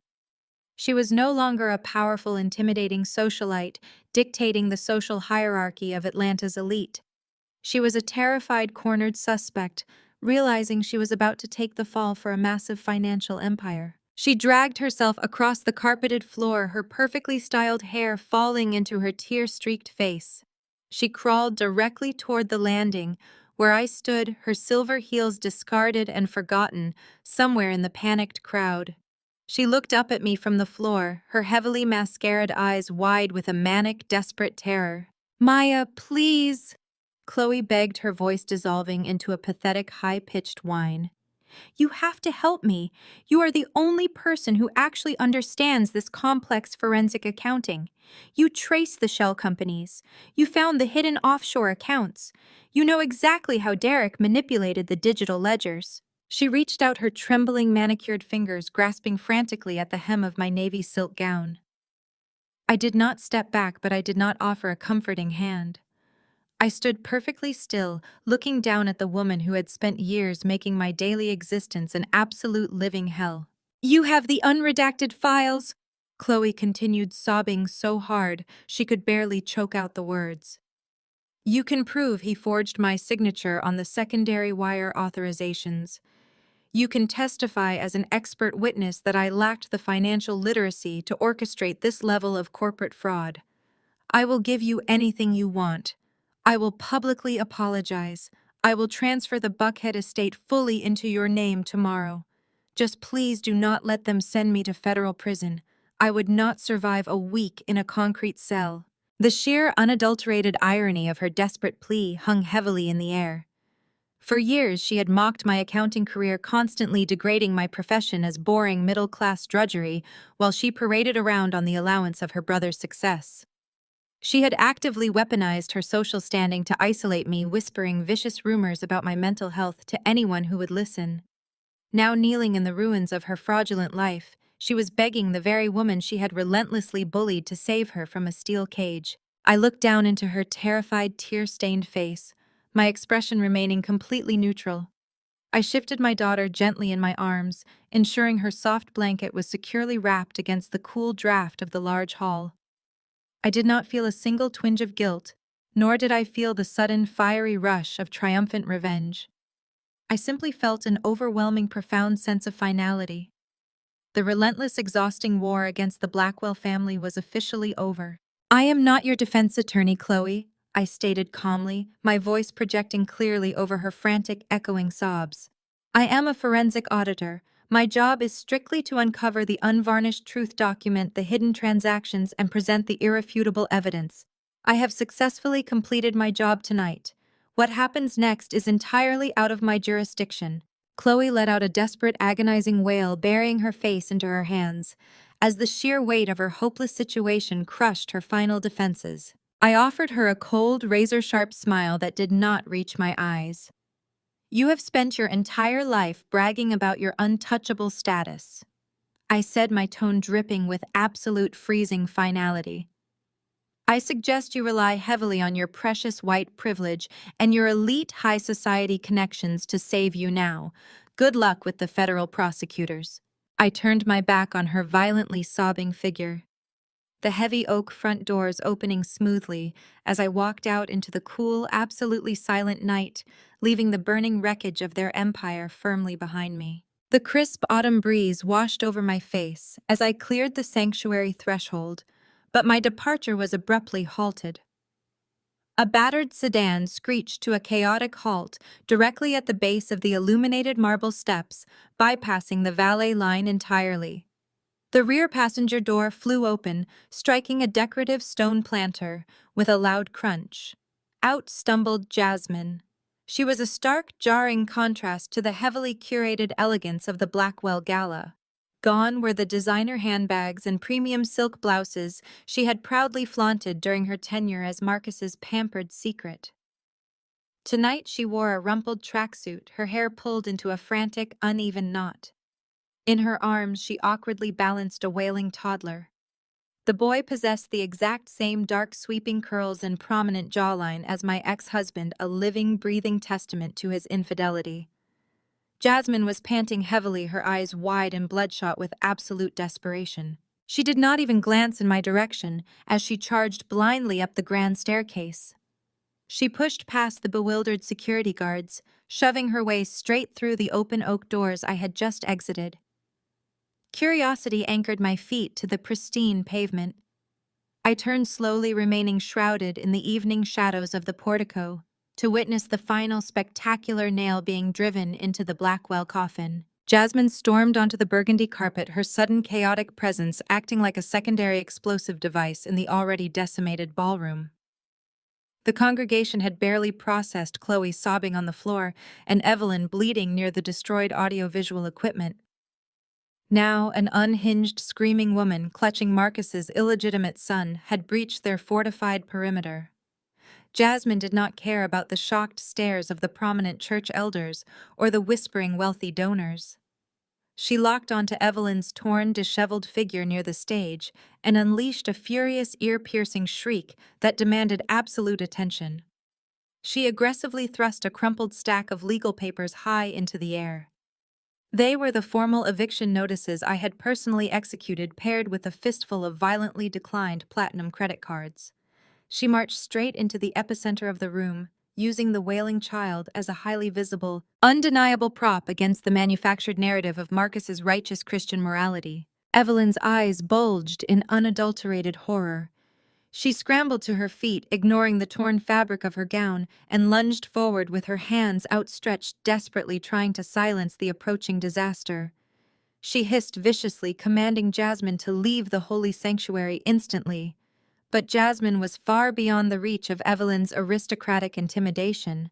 Stripped of her luxurious penthouse and cut off from the illicit funds that had sustained her, the mistress had absolutely nothing left to lose. Jasmine planted her feet firmly in the center of the ballroom, her voice echoing off the vaulted ceiling as she publicly demanded the financial support she felt she was owed. She explicitly detailed how Marcus had promised her a lifetime of luxury, how he had sworn to leave me for her, and how Evelyn had personally facilitated the entire sordid arrangement. Jasmine loudly revealed that Evelyn had visited the penthouse, coddled the illegitimate grandson, and utilized the church's charitable donations to pay the exorbitant rent just to keep the scandal hidden from the public eye. The sheer audacity of the revelation sent a shockwave of profound revulsion through the assembled guests. Pastor Miller covered his face with his hands, utterly defeated by the magnitude of the depravity unfolding within his church. Evelyn, realizing her social capital was completely obliterated, finally abandoned every remaining ounce of her refined Southern charm. She lunged at Jasmine, her face contorted into a mask of pure, unfiltered hatred. She screamed that Jasmine was a worthless, opportunistic parasite who had trapped her successful son. She violently ordered the mistress to take her bastard child and rot in the streets. Jasmine retaliated instantly, her own fury matching Evelyn's desperate rage. The mistress screamed back, exposing the Blackwell matriarch as a hypocritical fraud who gladly spent stolen pension money on premium country club fees while pretending to be a devout philanthropist. The two women engaged in a vicious public screaming match right in the middle of the shattered gala. They hurled deeply personal, devastating insults at one another, completely ignoring the horrified audience of city council members, corporate executives, and church elders witnessing their vulgar display. Evelyn accused Jasmine of being a cheap extortionist, while Jasmine loudly listed the exact dates and amounts of the secret cash payoffs Evelyn had hand-delivered to her to buy her silence. The prestigious Heritage Fellowship Church Gala had fully devolved into a cheap, chaotic brawl. The wealthy congregation, thoroughly disgusted and deeply terrified of being associated with the looming federal indictments, began a rapid, uncoordinated mass exodus. They abandoned their untouched plates of premium catering and practically sprinted toward the coat check, leaving the Blackwell women screaming at each other in an increasingly empty, echoing hall. I stood quietly in the shadows of the arched doorway, shifting my own sleeping daughter against my chest. The contrast between my peaceful, secure reality and the chaotic, self-inflicted destruction of my abusers was profound.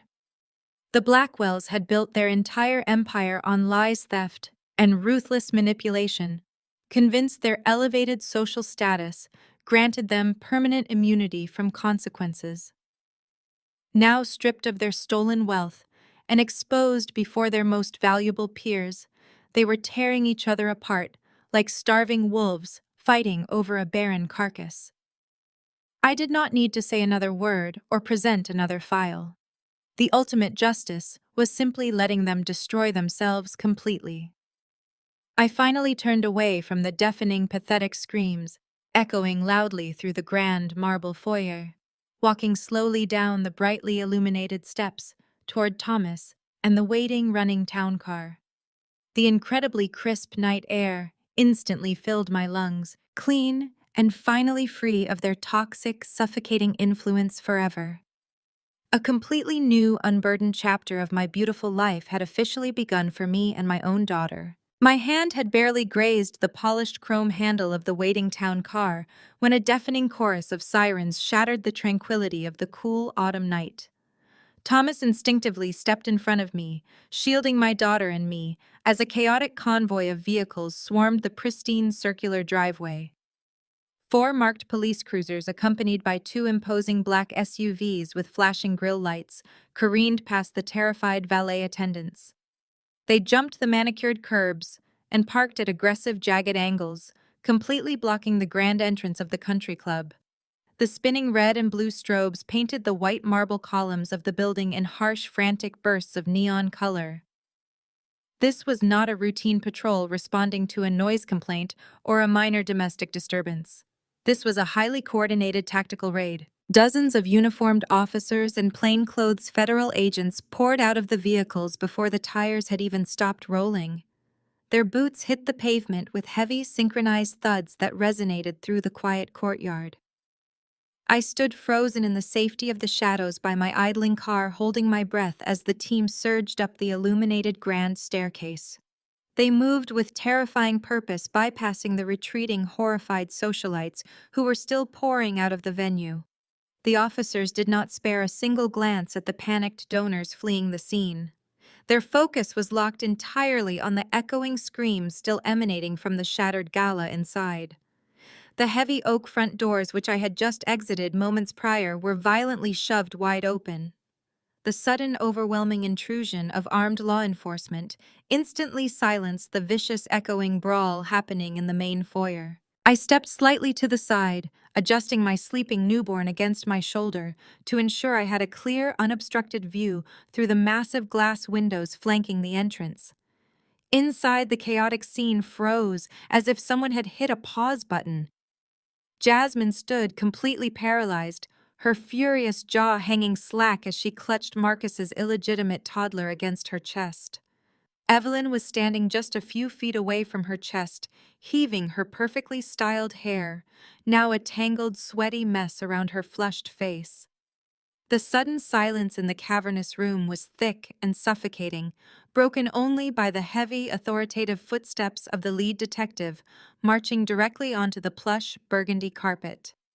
He was a tall, imposing man, in a sharp gray suit, holding a thick stack of manila folders tightly in his right hand. 2 uniformed officers flanked him, their hands resting cautiously on their utility belts. Evelyn's deeply ingrained sense of entitlement kicked in instantly, desperately trying to override her obvious terror. She forcefully smoothed the front of her torn, ruined evening gown and lifted her chin, attempting to summon the formidable Blackwell matriarch persona that had terrorized Atlanta for decades. She took a confident step toward the approaching detective, raising a trembling manicured finger to point directly at Jasmine's face. She loudly demanded that the officers immediately remove the deranged trespassing woman from her exclusive private charity event.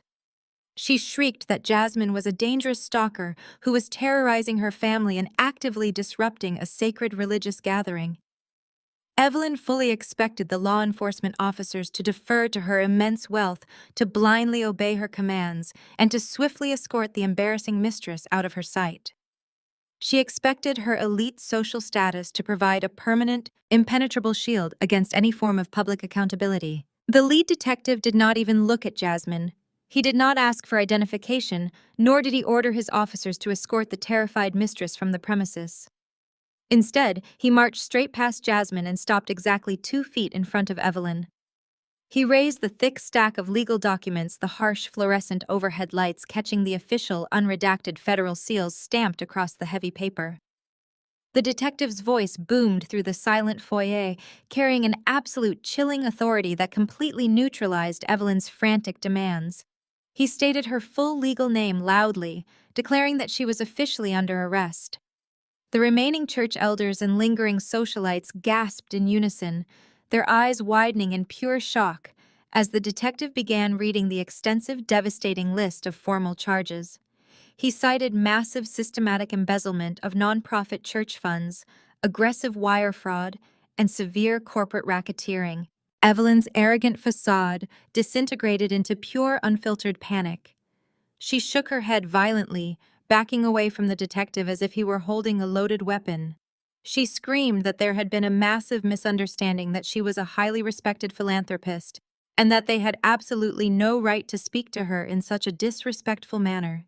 She demanded to call her private attorneys, shrieking that she would have the detective's badge for daring to humiliate her in front of her prominent congregation. Her frantic, desperate protests fell on completely deaf ears. The detective simply nodded to the 2 uniformed officers standing rigidly by his side. They stepped forward simultaneously, grabbing Evelyn's flailing arms and twisting them firmly behind her back. The sharp, unmistakable click of heavy metal handcuffs locking around her wrists echoed loudly throughout the grand foyer, serving as the definitive, undeniable sound of the Blackwell dynasty's total destruction. I stood completely still beside the idling town car, watching the incredible spectacle unfold through the pristine glass. Evelyn was forcefully marched out of the shattered ballroom, sobbing uncontrollably as the officers guided her down the marble steps. The flashing red and blue lights illuminated her tear-streaked, devastated face, exposing the broken reality behind her lifelong masquerade. The congregation members who had worshipped her wealth now recorded her humiliating exit on their smartphones, documenting her total downfall. Jasmine remained frozen inside the empty lobby, clutching the wailing toddler, surrounded only by scattered chairs and discarded champagne flutes. The crushing weight of undeniable justice had finally arrived, permanently dismantling their toxic empire of lies. I gently kissed my daughter's forehead, opening the vehicle door. The heavy steel handle of the town car was cold beneath my fingertips, but before I could slide inside, a frantic commotion from the alley caught my attention. I handed my sleeping daughter to Thomas, instructing him to keep the doors locked and the engine running. Turning away from the flashing lights illuminating the main entrance, I walked toward the elevated VIP balcony overlooking the country club delivery bays. The crisp autumn breeze whipped the hem of my silk gown as I stepped up to the stone balustrade, securing a perfect vantage point of the chaotic scene unfolding below. A terrified waiter had just propped open the heavy service doors, inadvertently providing a desperate rat with an escape route. Derek exploded through the kitchen exit, sprinting with the uncoordinated desperation of a man who knew his world was collapsing. His custom tuxedo jacket was gone, his silk tie hung uselessly, and his pristine white shirt was soaked with terrified sweat. He practically threw himself down the concrete loading ramp, his expensive patent leather shoes slipping dangerously on spilled grease. He was making a desperate break for the employee parking lot, hoping to disappear into the dense woods before agents could secure the perimeter. He did not care about Evelyn being hauled away in handcuffs. He did not care that his sister was sobbing on the ballroom floor, legally bound to his financial crimes. Derek prioritized saving his skin at any cost. He frantically dug into his pockets, pulling out car keys while glancing over his shoulder. His reckless sprint was abruptly cut short. From the shadows of a parked catering truck, 3 federal agents materialized with terrifying speed and precision. They did not shout warnings or offer him a chance to surrender gracefully. The lead agent, wearing a tactical vest, lunged forward and tackled Derek with brutal force. The impact sent Derek flying backward, his head slamming aggressively against the side of a commercial dumpster.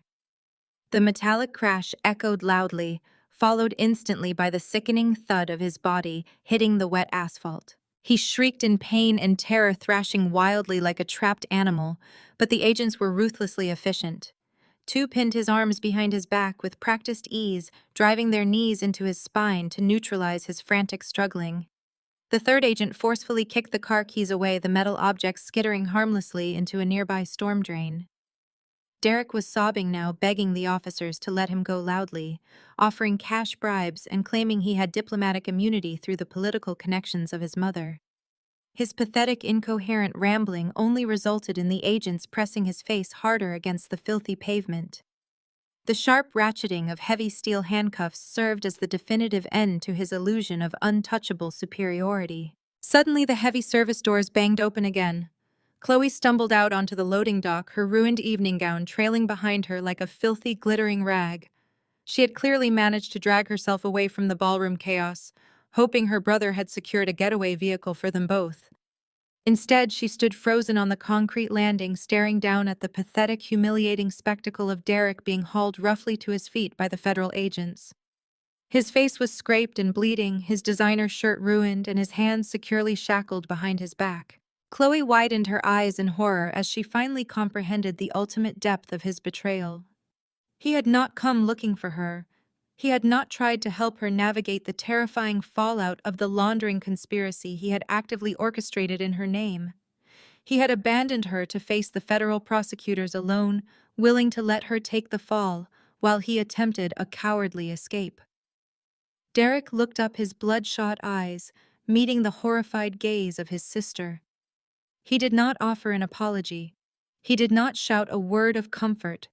He simply looked away aggressively, turning his face toward the police cruiser waiting at the end of the alley.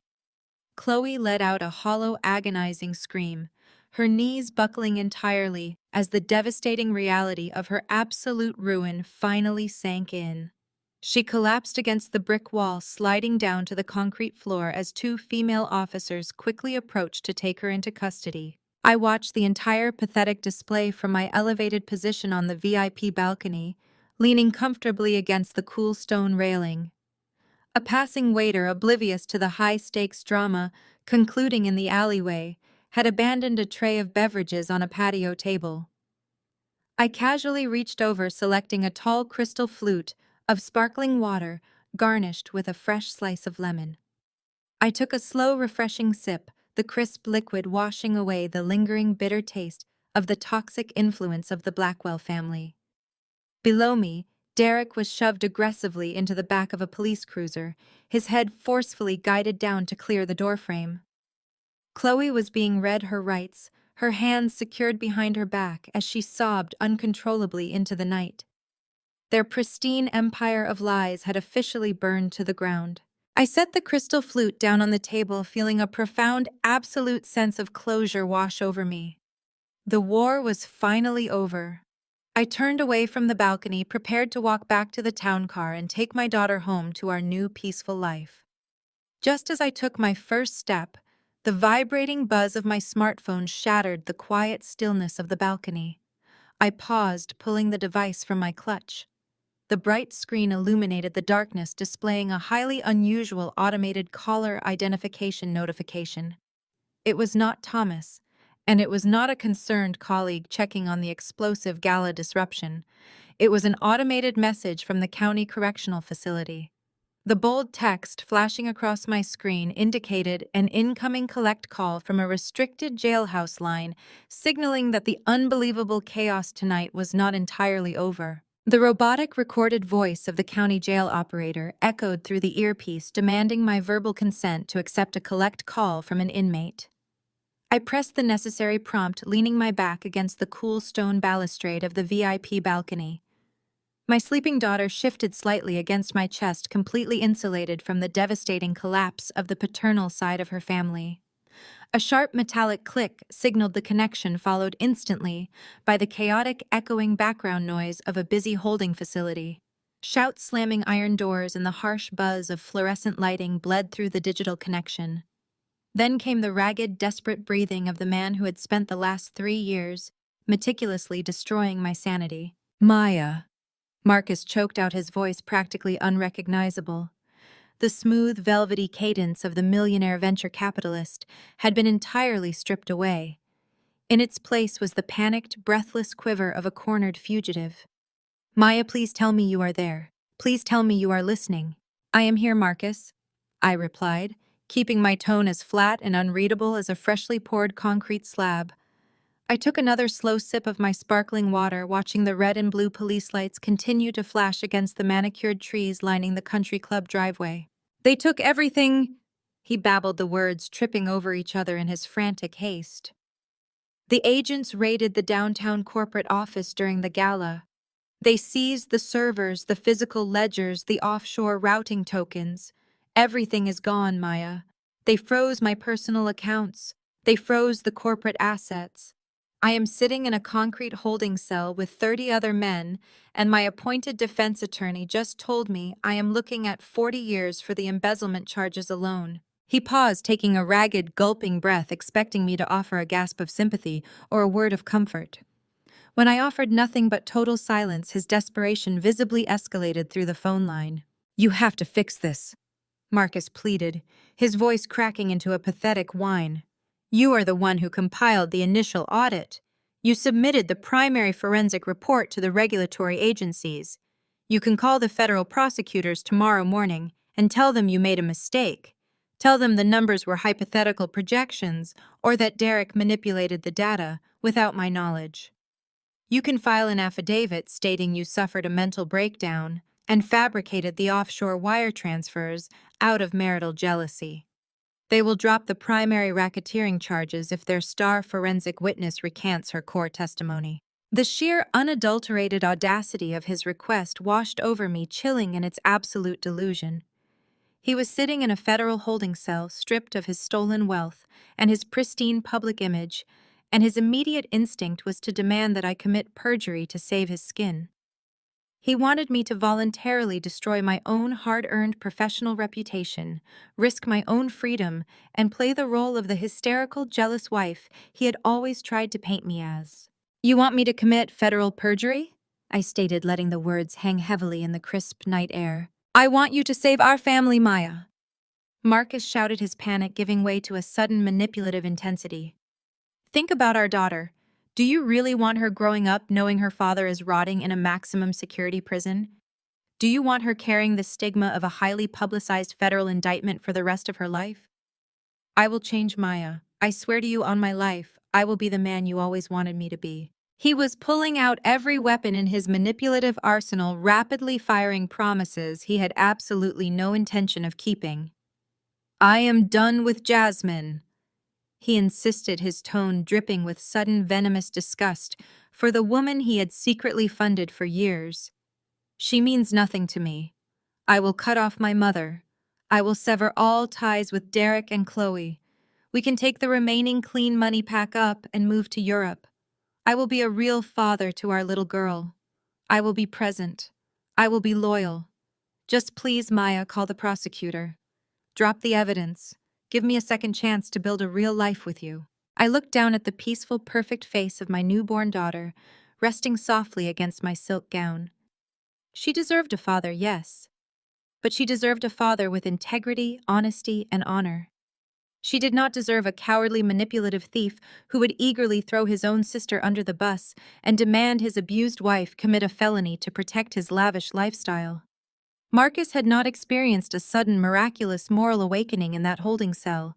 He was simply terrified of the consequences he finally had to face. You had your second chance, Marcus. I said, my voice dropping to a calm, icy whisper that sliced cleanly through his frantic babbling. You had a third and a fourth and a fifth. You used every single one of them to lie, cheat, and steal. You financed an entirely separate life with stolen charity funds while looking me directly in the eye and telling me I was crazy. Maya, please, you are my wife. He begged, the tears evident in his cracking voice. I was your victim, I corrected him sharply. But I am not anymore. I am the forensic auditor who finally balanced the books. The financial ledgers do not lie, Marcus, and neither do I. You built your empire on a mountain of fraud, and now you have to pay the invoice in full. They will destroy me, Maya, he screamed, dropping the facade of the reformed family man entirely.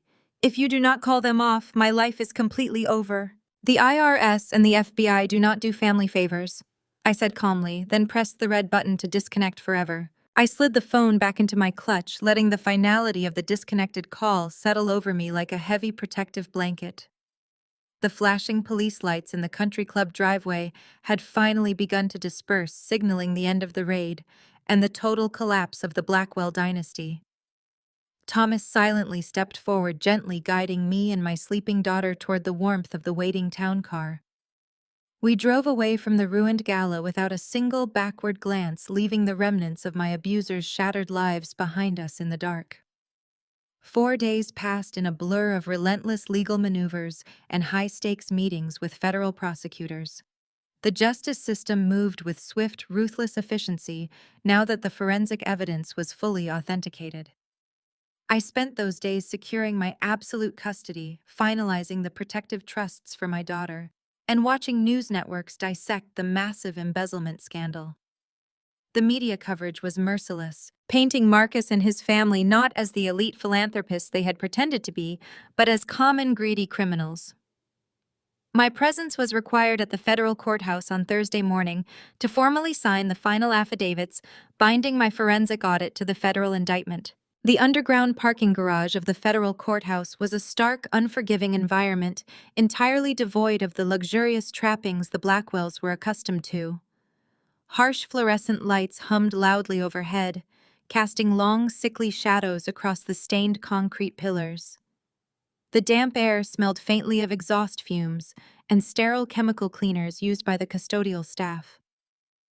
I stepped out of the secure elevator bay, flanked by Thomas and my lead attorney, the cold morning air biting at my tailored wool coat.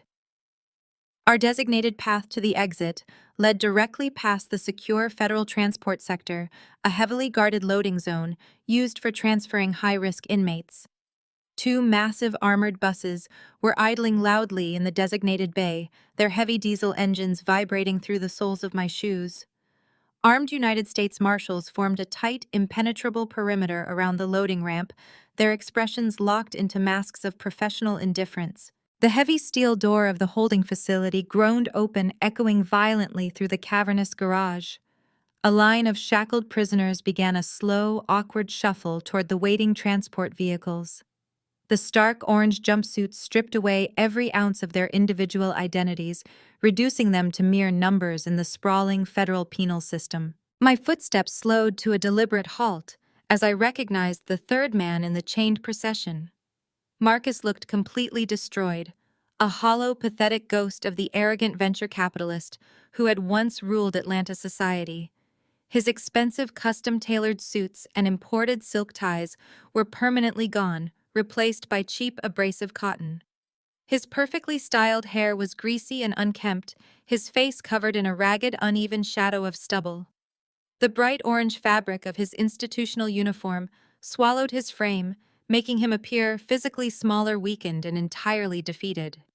Heavy steel cuffs bound his wrists tightly to a thick chain wrapped around his waist, while iron shackles connected his ankles, forcing him to walk with a restricted shuffle. He kept his eyes glued to the filthy concrete floor, clearly terrified of the armed guards barking sharp orders at the inmates. This was the man who had confidently threatened to destroy me, who had proudly flaunted his mistress, and who had mercilessly denied the existence of our own child. Now stripped of his stolen wealth and his enabling family, he was nothing more than a terrified, broken criminal facing the absolute destruction of his entire life. As he approached the armored bus, Marcus lifted his head, his bloodshot eyes scanning the shadowy parking garage. He froze mid-step, the heavy chains rattling loudly against his waist as his gaze locked onto mine. A raw, visceral shock washed over his pale face, quickly followed by a surge of pure, unadulterated desperation. He completely ignored the sharp commands of the federal marshal urging him forward. Marcus threw his weight against the heavy restraints and practically lunged in my direction, only to be yanked back forcefully by the chain connecting him to the other prisoners. He did not care about the physical pain or the absolute humiliation of the public spectacle. He forced himself down, dropping heavily to his knees on the freezing oil-stained concrete. The impact sent a harsh metallic clatter echoing through the bay as his shackles struck the ground. He began screaming my name, his voice cracking with hysterical, pathetic sobs. He begged for mercy, pleading with me to talk to the federal judge to withdraw my forensic reports, to save him from the terrifying reality of a lengthy prison sentence. He promised to give me everything he had left to dedicate his miserable life to making amends. The armed guards immediately stepped in, grabbing him roughly by the shoulders to haul him back to his feet. But Marcus continued to thrash and wail, keeping his desperate, tear-filled eyes locked on my face. I did not flinch, nor did I offer the sympathy he was frantically demanding. Instead, I stood perfectly still, my posture radiating absolute, unshakable control. I slowly unclasped the gold hardware of my designer handbag, reaching inside with deliberate, measured precision. I maintained steady, piercing eye contact with my ruined ex-husband as I withdrew a single neatly folded document. The harsh overhead lighting caught the stark black ink of the official hospital letterhead. I held it up between my fingers, letting him see exactly what I had brought to this final, defining confrontation. He had truly thought I was weak, powerless, and easily discarded, drastically underestimating my wrath. It was the original fully signed legal paternity denial paper, the exact same cruel, devastating document he had viciously forced upon me while I lay bleeding and vulnerable in a hospital bed. His hysterical sobbing choked off, instantly replaced by a suffocating, horrified silence as he stared at the physical proof of his ultimate, unforgivable betrayal. The heavy, damp air in the underground garage seemed to solidify around us, pressing down like a physical weight on his shoulders. Marcus's bloodshot eyes darted frantically from my completely impassive face down to the pristine hospital letterhead, gripped firmly between my manicured fingers. I watched the remaining color drain entirely from his already pale cheeks, leaving him looking like a hollow, terrified phantom of the man I once married. He recognized the document immediately. It was the very same legally binding waiver he had aggressively shoved into my trembling hands just hours after our beautiful daughter was born. Back then, he had stood over my sterile hospital bed, with a disgusting, arrogant sneer, coldly disavowing any biological or financial connection to the tiny infant sleeping in the bassinet beside me. He had eagerly used this exact piece of paper to permanently sever his ties, hoping to abandon us completely so he could freely pursue his illicit double life with Jasmine and their illegitimate son.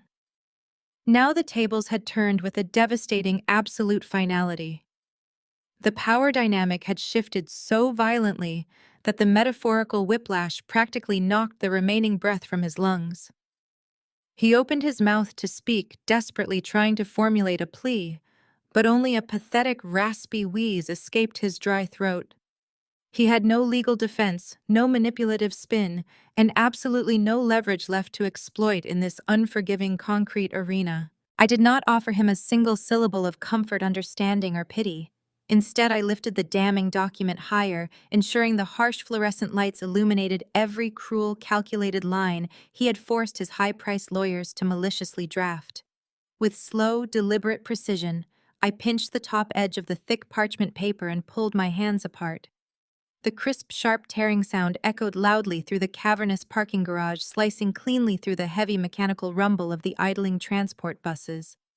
I tore the document directly in half, then methodically placed the pieces together and tore them again.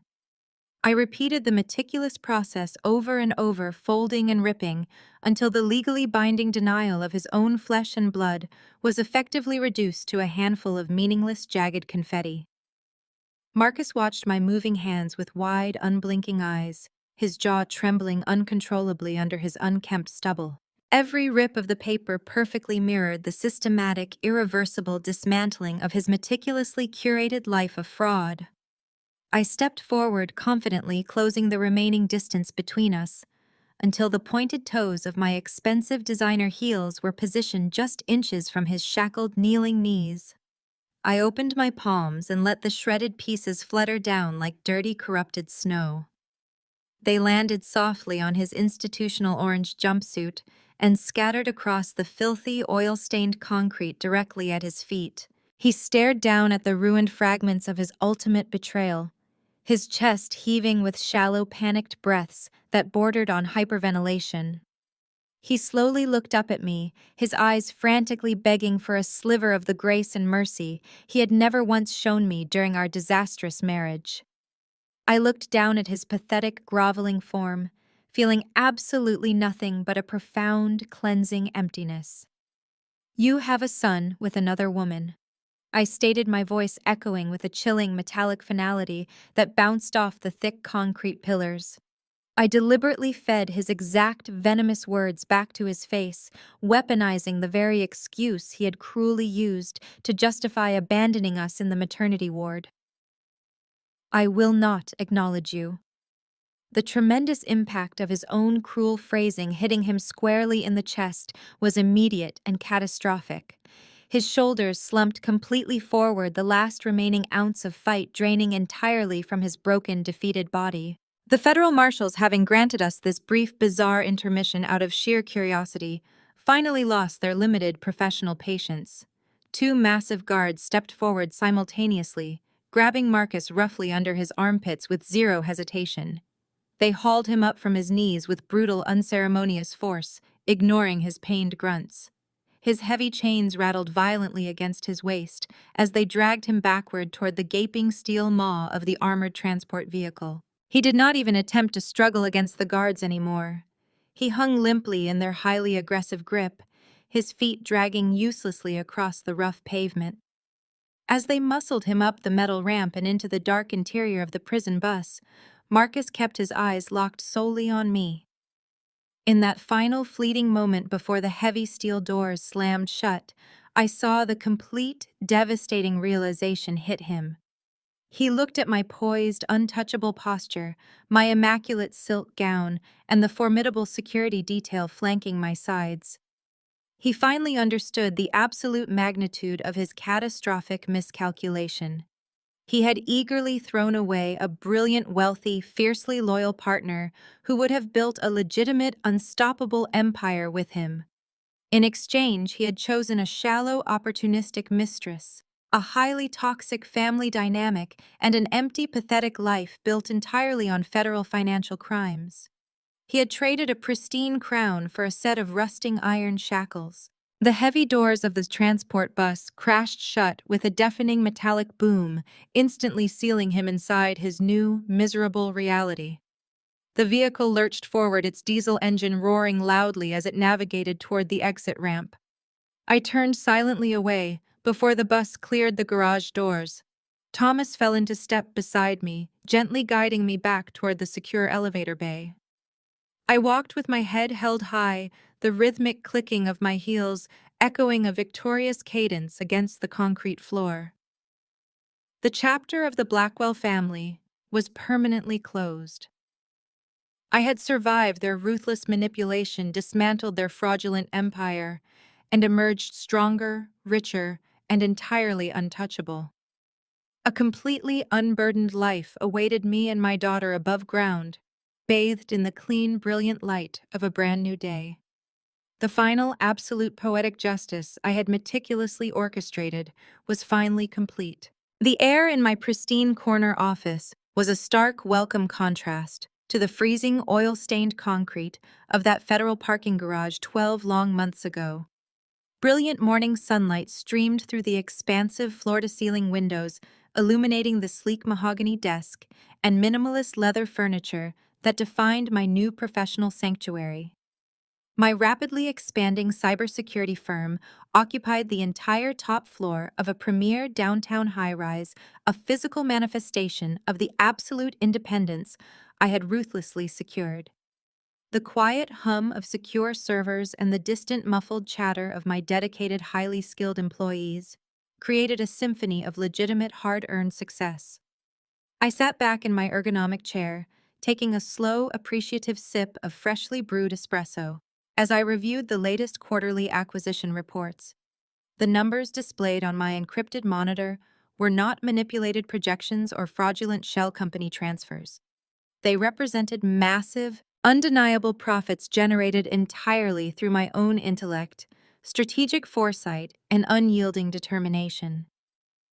I had successfully pivoted my forensic auditing expertise into a highly lucrative enterprise, protecting international corporations from the exact type of vicious internal sabotage the Blackwell family had utilized for decades. Every single highly lucrative client I eagerly acquired was another definitive, immensely satisfying testament to my absolute victory. A muted high-definition television mounted on the far wall quietly broke the tranquil silence of my office.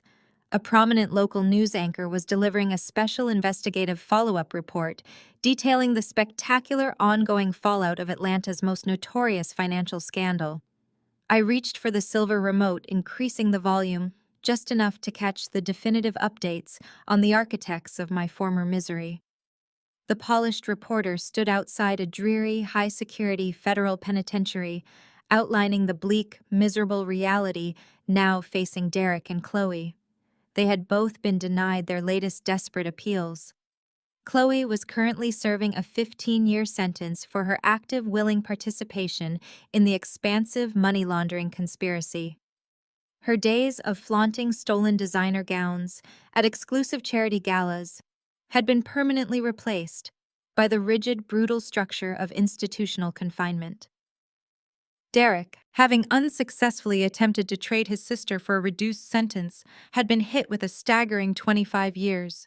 He was now fully subjected to the harsh, unforgiving environment of a maximum security cell block, entirely stripped of the unearned arrogance and cowardly bravado that had once defined his pathetic existence. He was a nameless, powerless inmate permanently trapped in a hell of his own making. The broadcast smoothly transitioned to a jarring, almost unrecognizable image that forced a genuine, highly satisfied smile to pull at the corners of my mouth. The screen displayed a hidden camera recording of Evelyn Blackwell. The former terrifying matriarch of Atlanta's elite society was no longer wearing imported silk suits or commanding respect from terrified country club staff. Instead, she was dressed in a cheap, poorly fitting polyester uniform, complete with a plastic name tag pinned crookedly to her chest. She was standing behind the greasy counter of a heavily trafficked, remarkably dingy highway diner, mechanically wiping down a laminated menu. The news anchor explained that Evelyn had narrowly avoided federal prison only due to her advanced age and a highly restrictive plea deal, but her court-ordered financial restitution was absolute and crushing. Every single asset she had accumulated over a lifetime of ruthless fraud had been aggressively seized and liquidated by the federal government. She was now forced to work a grueling, humiliating minimum wage job simply to survive, with every spare cent garnished to repay the local charities and vulnerable pension funds she had so heartlessly robbed during her fraudulent reign. Watching Evelyn scrub a filthy countertop with trembling, arthritic hands provided a profound, deeply resonant sense of absolute closure. She had spent years looking down her aristocratic nose at me, viciously mocking my background, and actively conspiring to steal my newborn daughter to maintain her twisted family legacy. Now she was experiencing the exact crushing, desperate poverty she had callously inflicted upon countless innocent victims. The reporter briefly mentioned Marcus, noting his permanent transfer to a maximum security federal facility where he would spend the next 4 decades of his life reflecting on his catastrophic greed. His mistress Jasmine, having been utterly bankrupted by the sudden federal asset freezes, had quietly disappeared into total obscurity. Burdened with an illegitimate child, she could no longer afford to leverage against anyone. The toxic parasitic ecosystem that had relentlessly sought to drain my wealth, destroy my sanity, and completely erase my identity had been entirely eradicated. The entire syndicate had collapsed under the crushing weight of their own monumental hubris, leaving me entirely unscathed and infinitely more powerful than they could have ever comprehended. Their perfectly coordinated public destruction was the ultimate undeniable proof of my formidable strength, proving I was never a powerless victim. I muted the television once more, turning my complete undivided attention away from the pathetic ruins of my past and focusing entirely on the brilliant, shining reality of my present. I reached across the smooth surface of my desk, picking up a heavy silver-framed photograph that occupied the place of highest honor in my office. My beautiful, thriving daughter smiled back at me, her bright eyes radiating pure, unadulterated joy and absolute security. She possessed the fierce, unbroken spirit of a true survivor, entirely untainted by the poisonous criminal lineage of her paternal donors. I gently traced the edge of the polished silver frame, feeling a profound, overwhelming surge of protective maternal love. I had successfully executed a flawless, devastating war against an entire dynasty of narcissistic abusers to guarantee her permanent safety. I had meticulously shielded my immense personal wealth, ruthlessly cut out the deeply rooted toxicity that threatened to choke us, and violently claimed the enduring respect and absolute peace I had always inherently deserved. The horrific nightmare was permanently finished, completely buried beneath the unshakable foundation of my new reality. Our incredibly beautiful, truly limitless empire of truth, boundless prosperity, and unyielding happiness was finally just beginning to truly flourish today.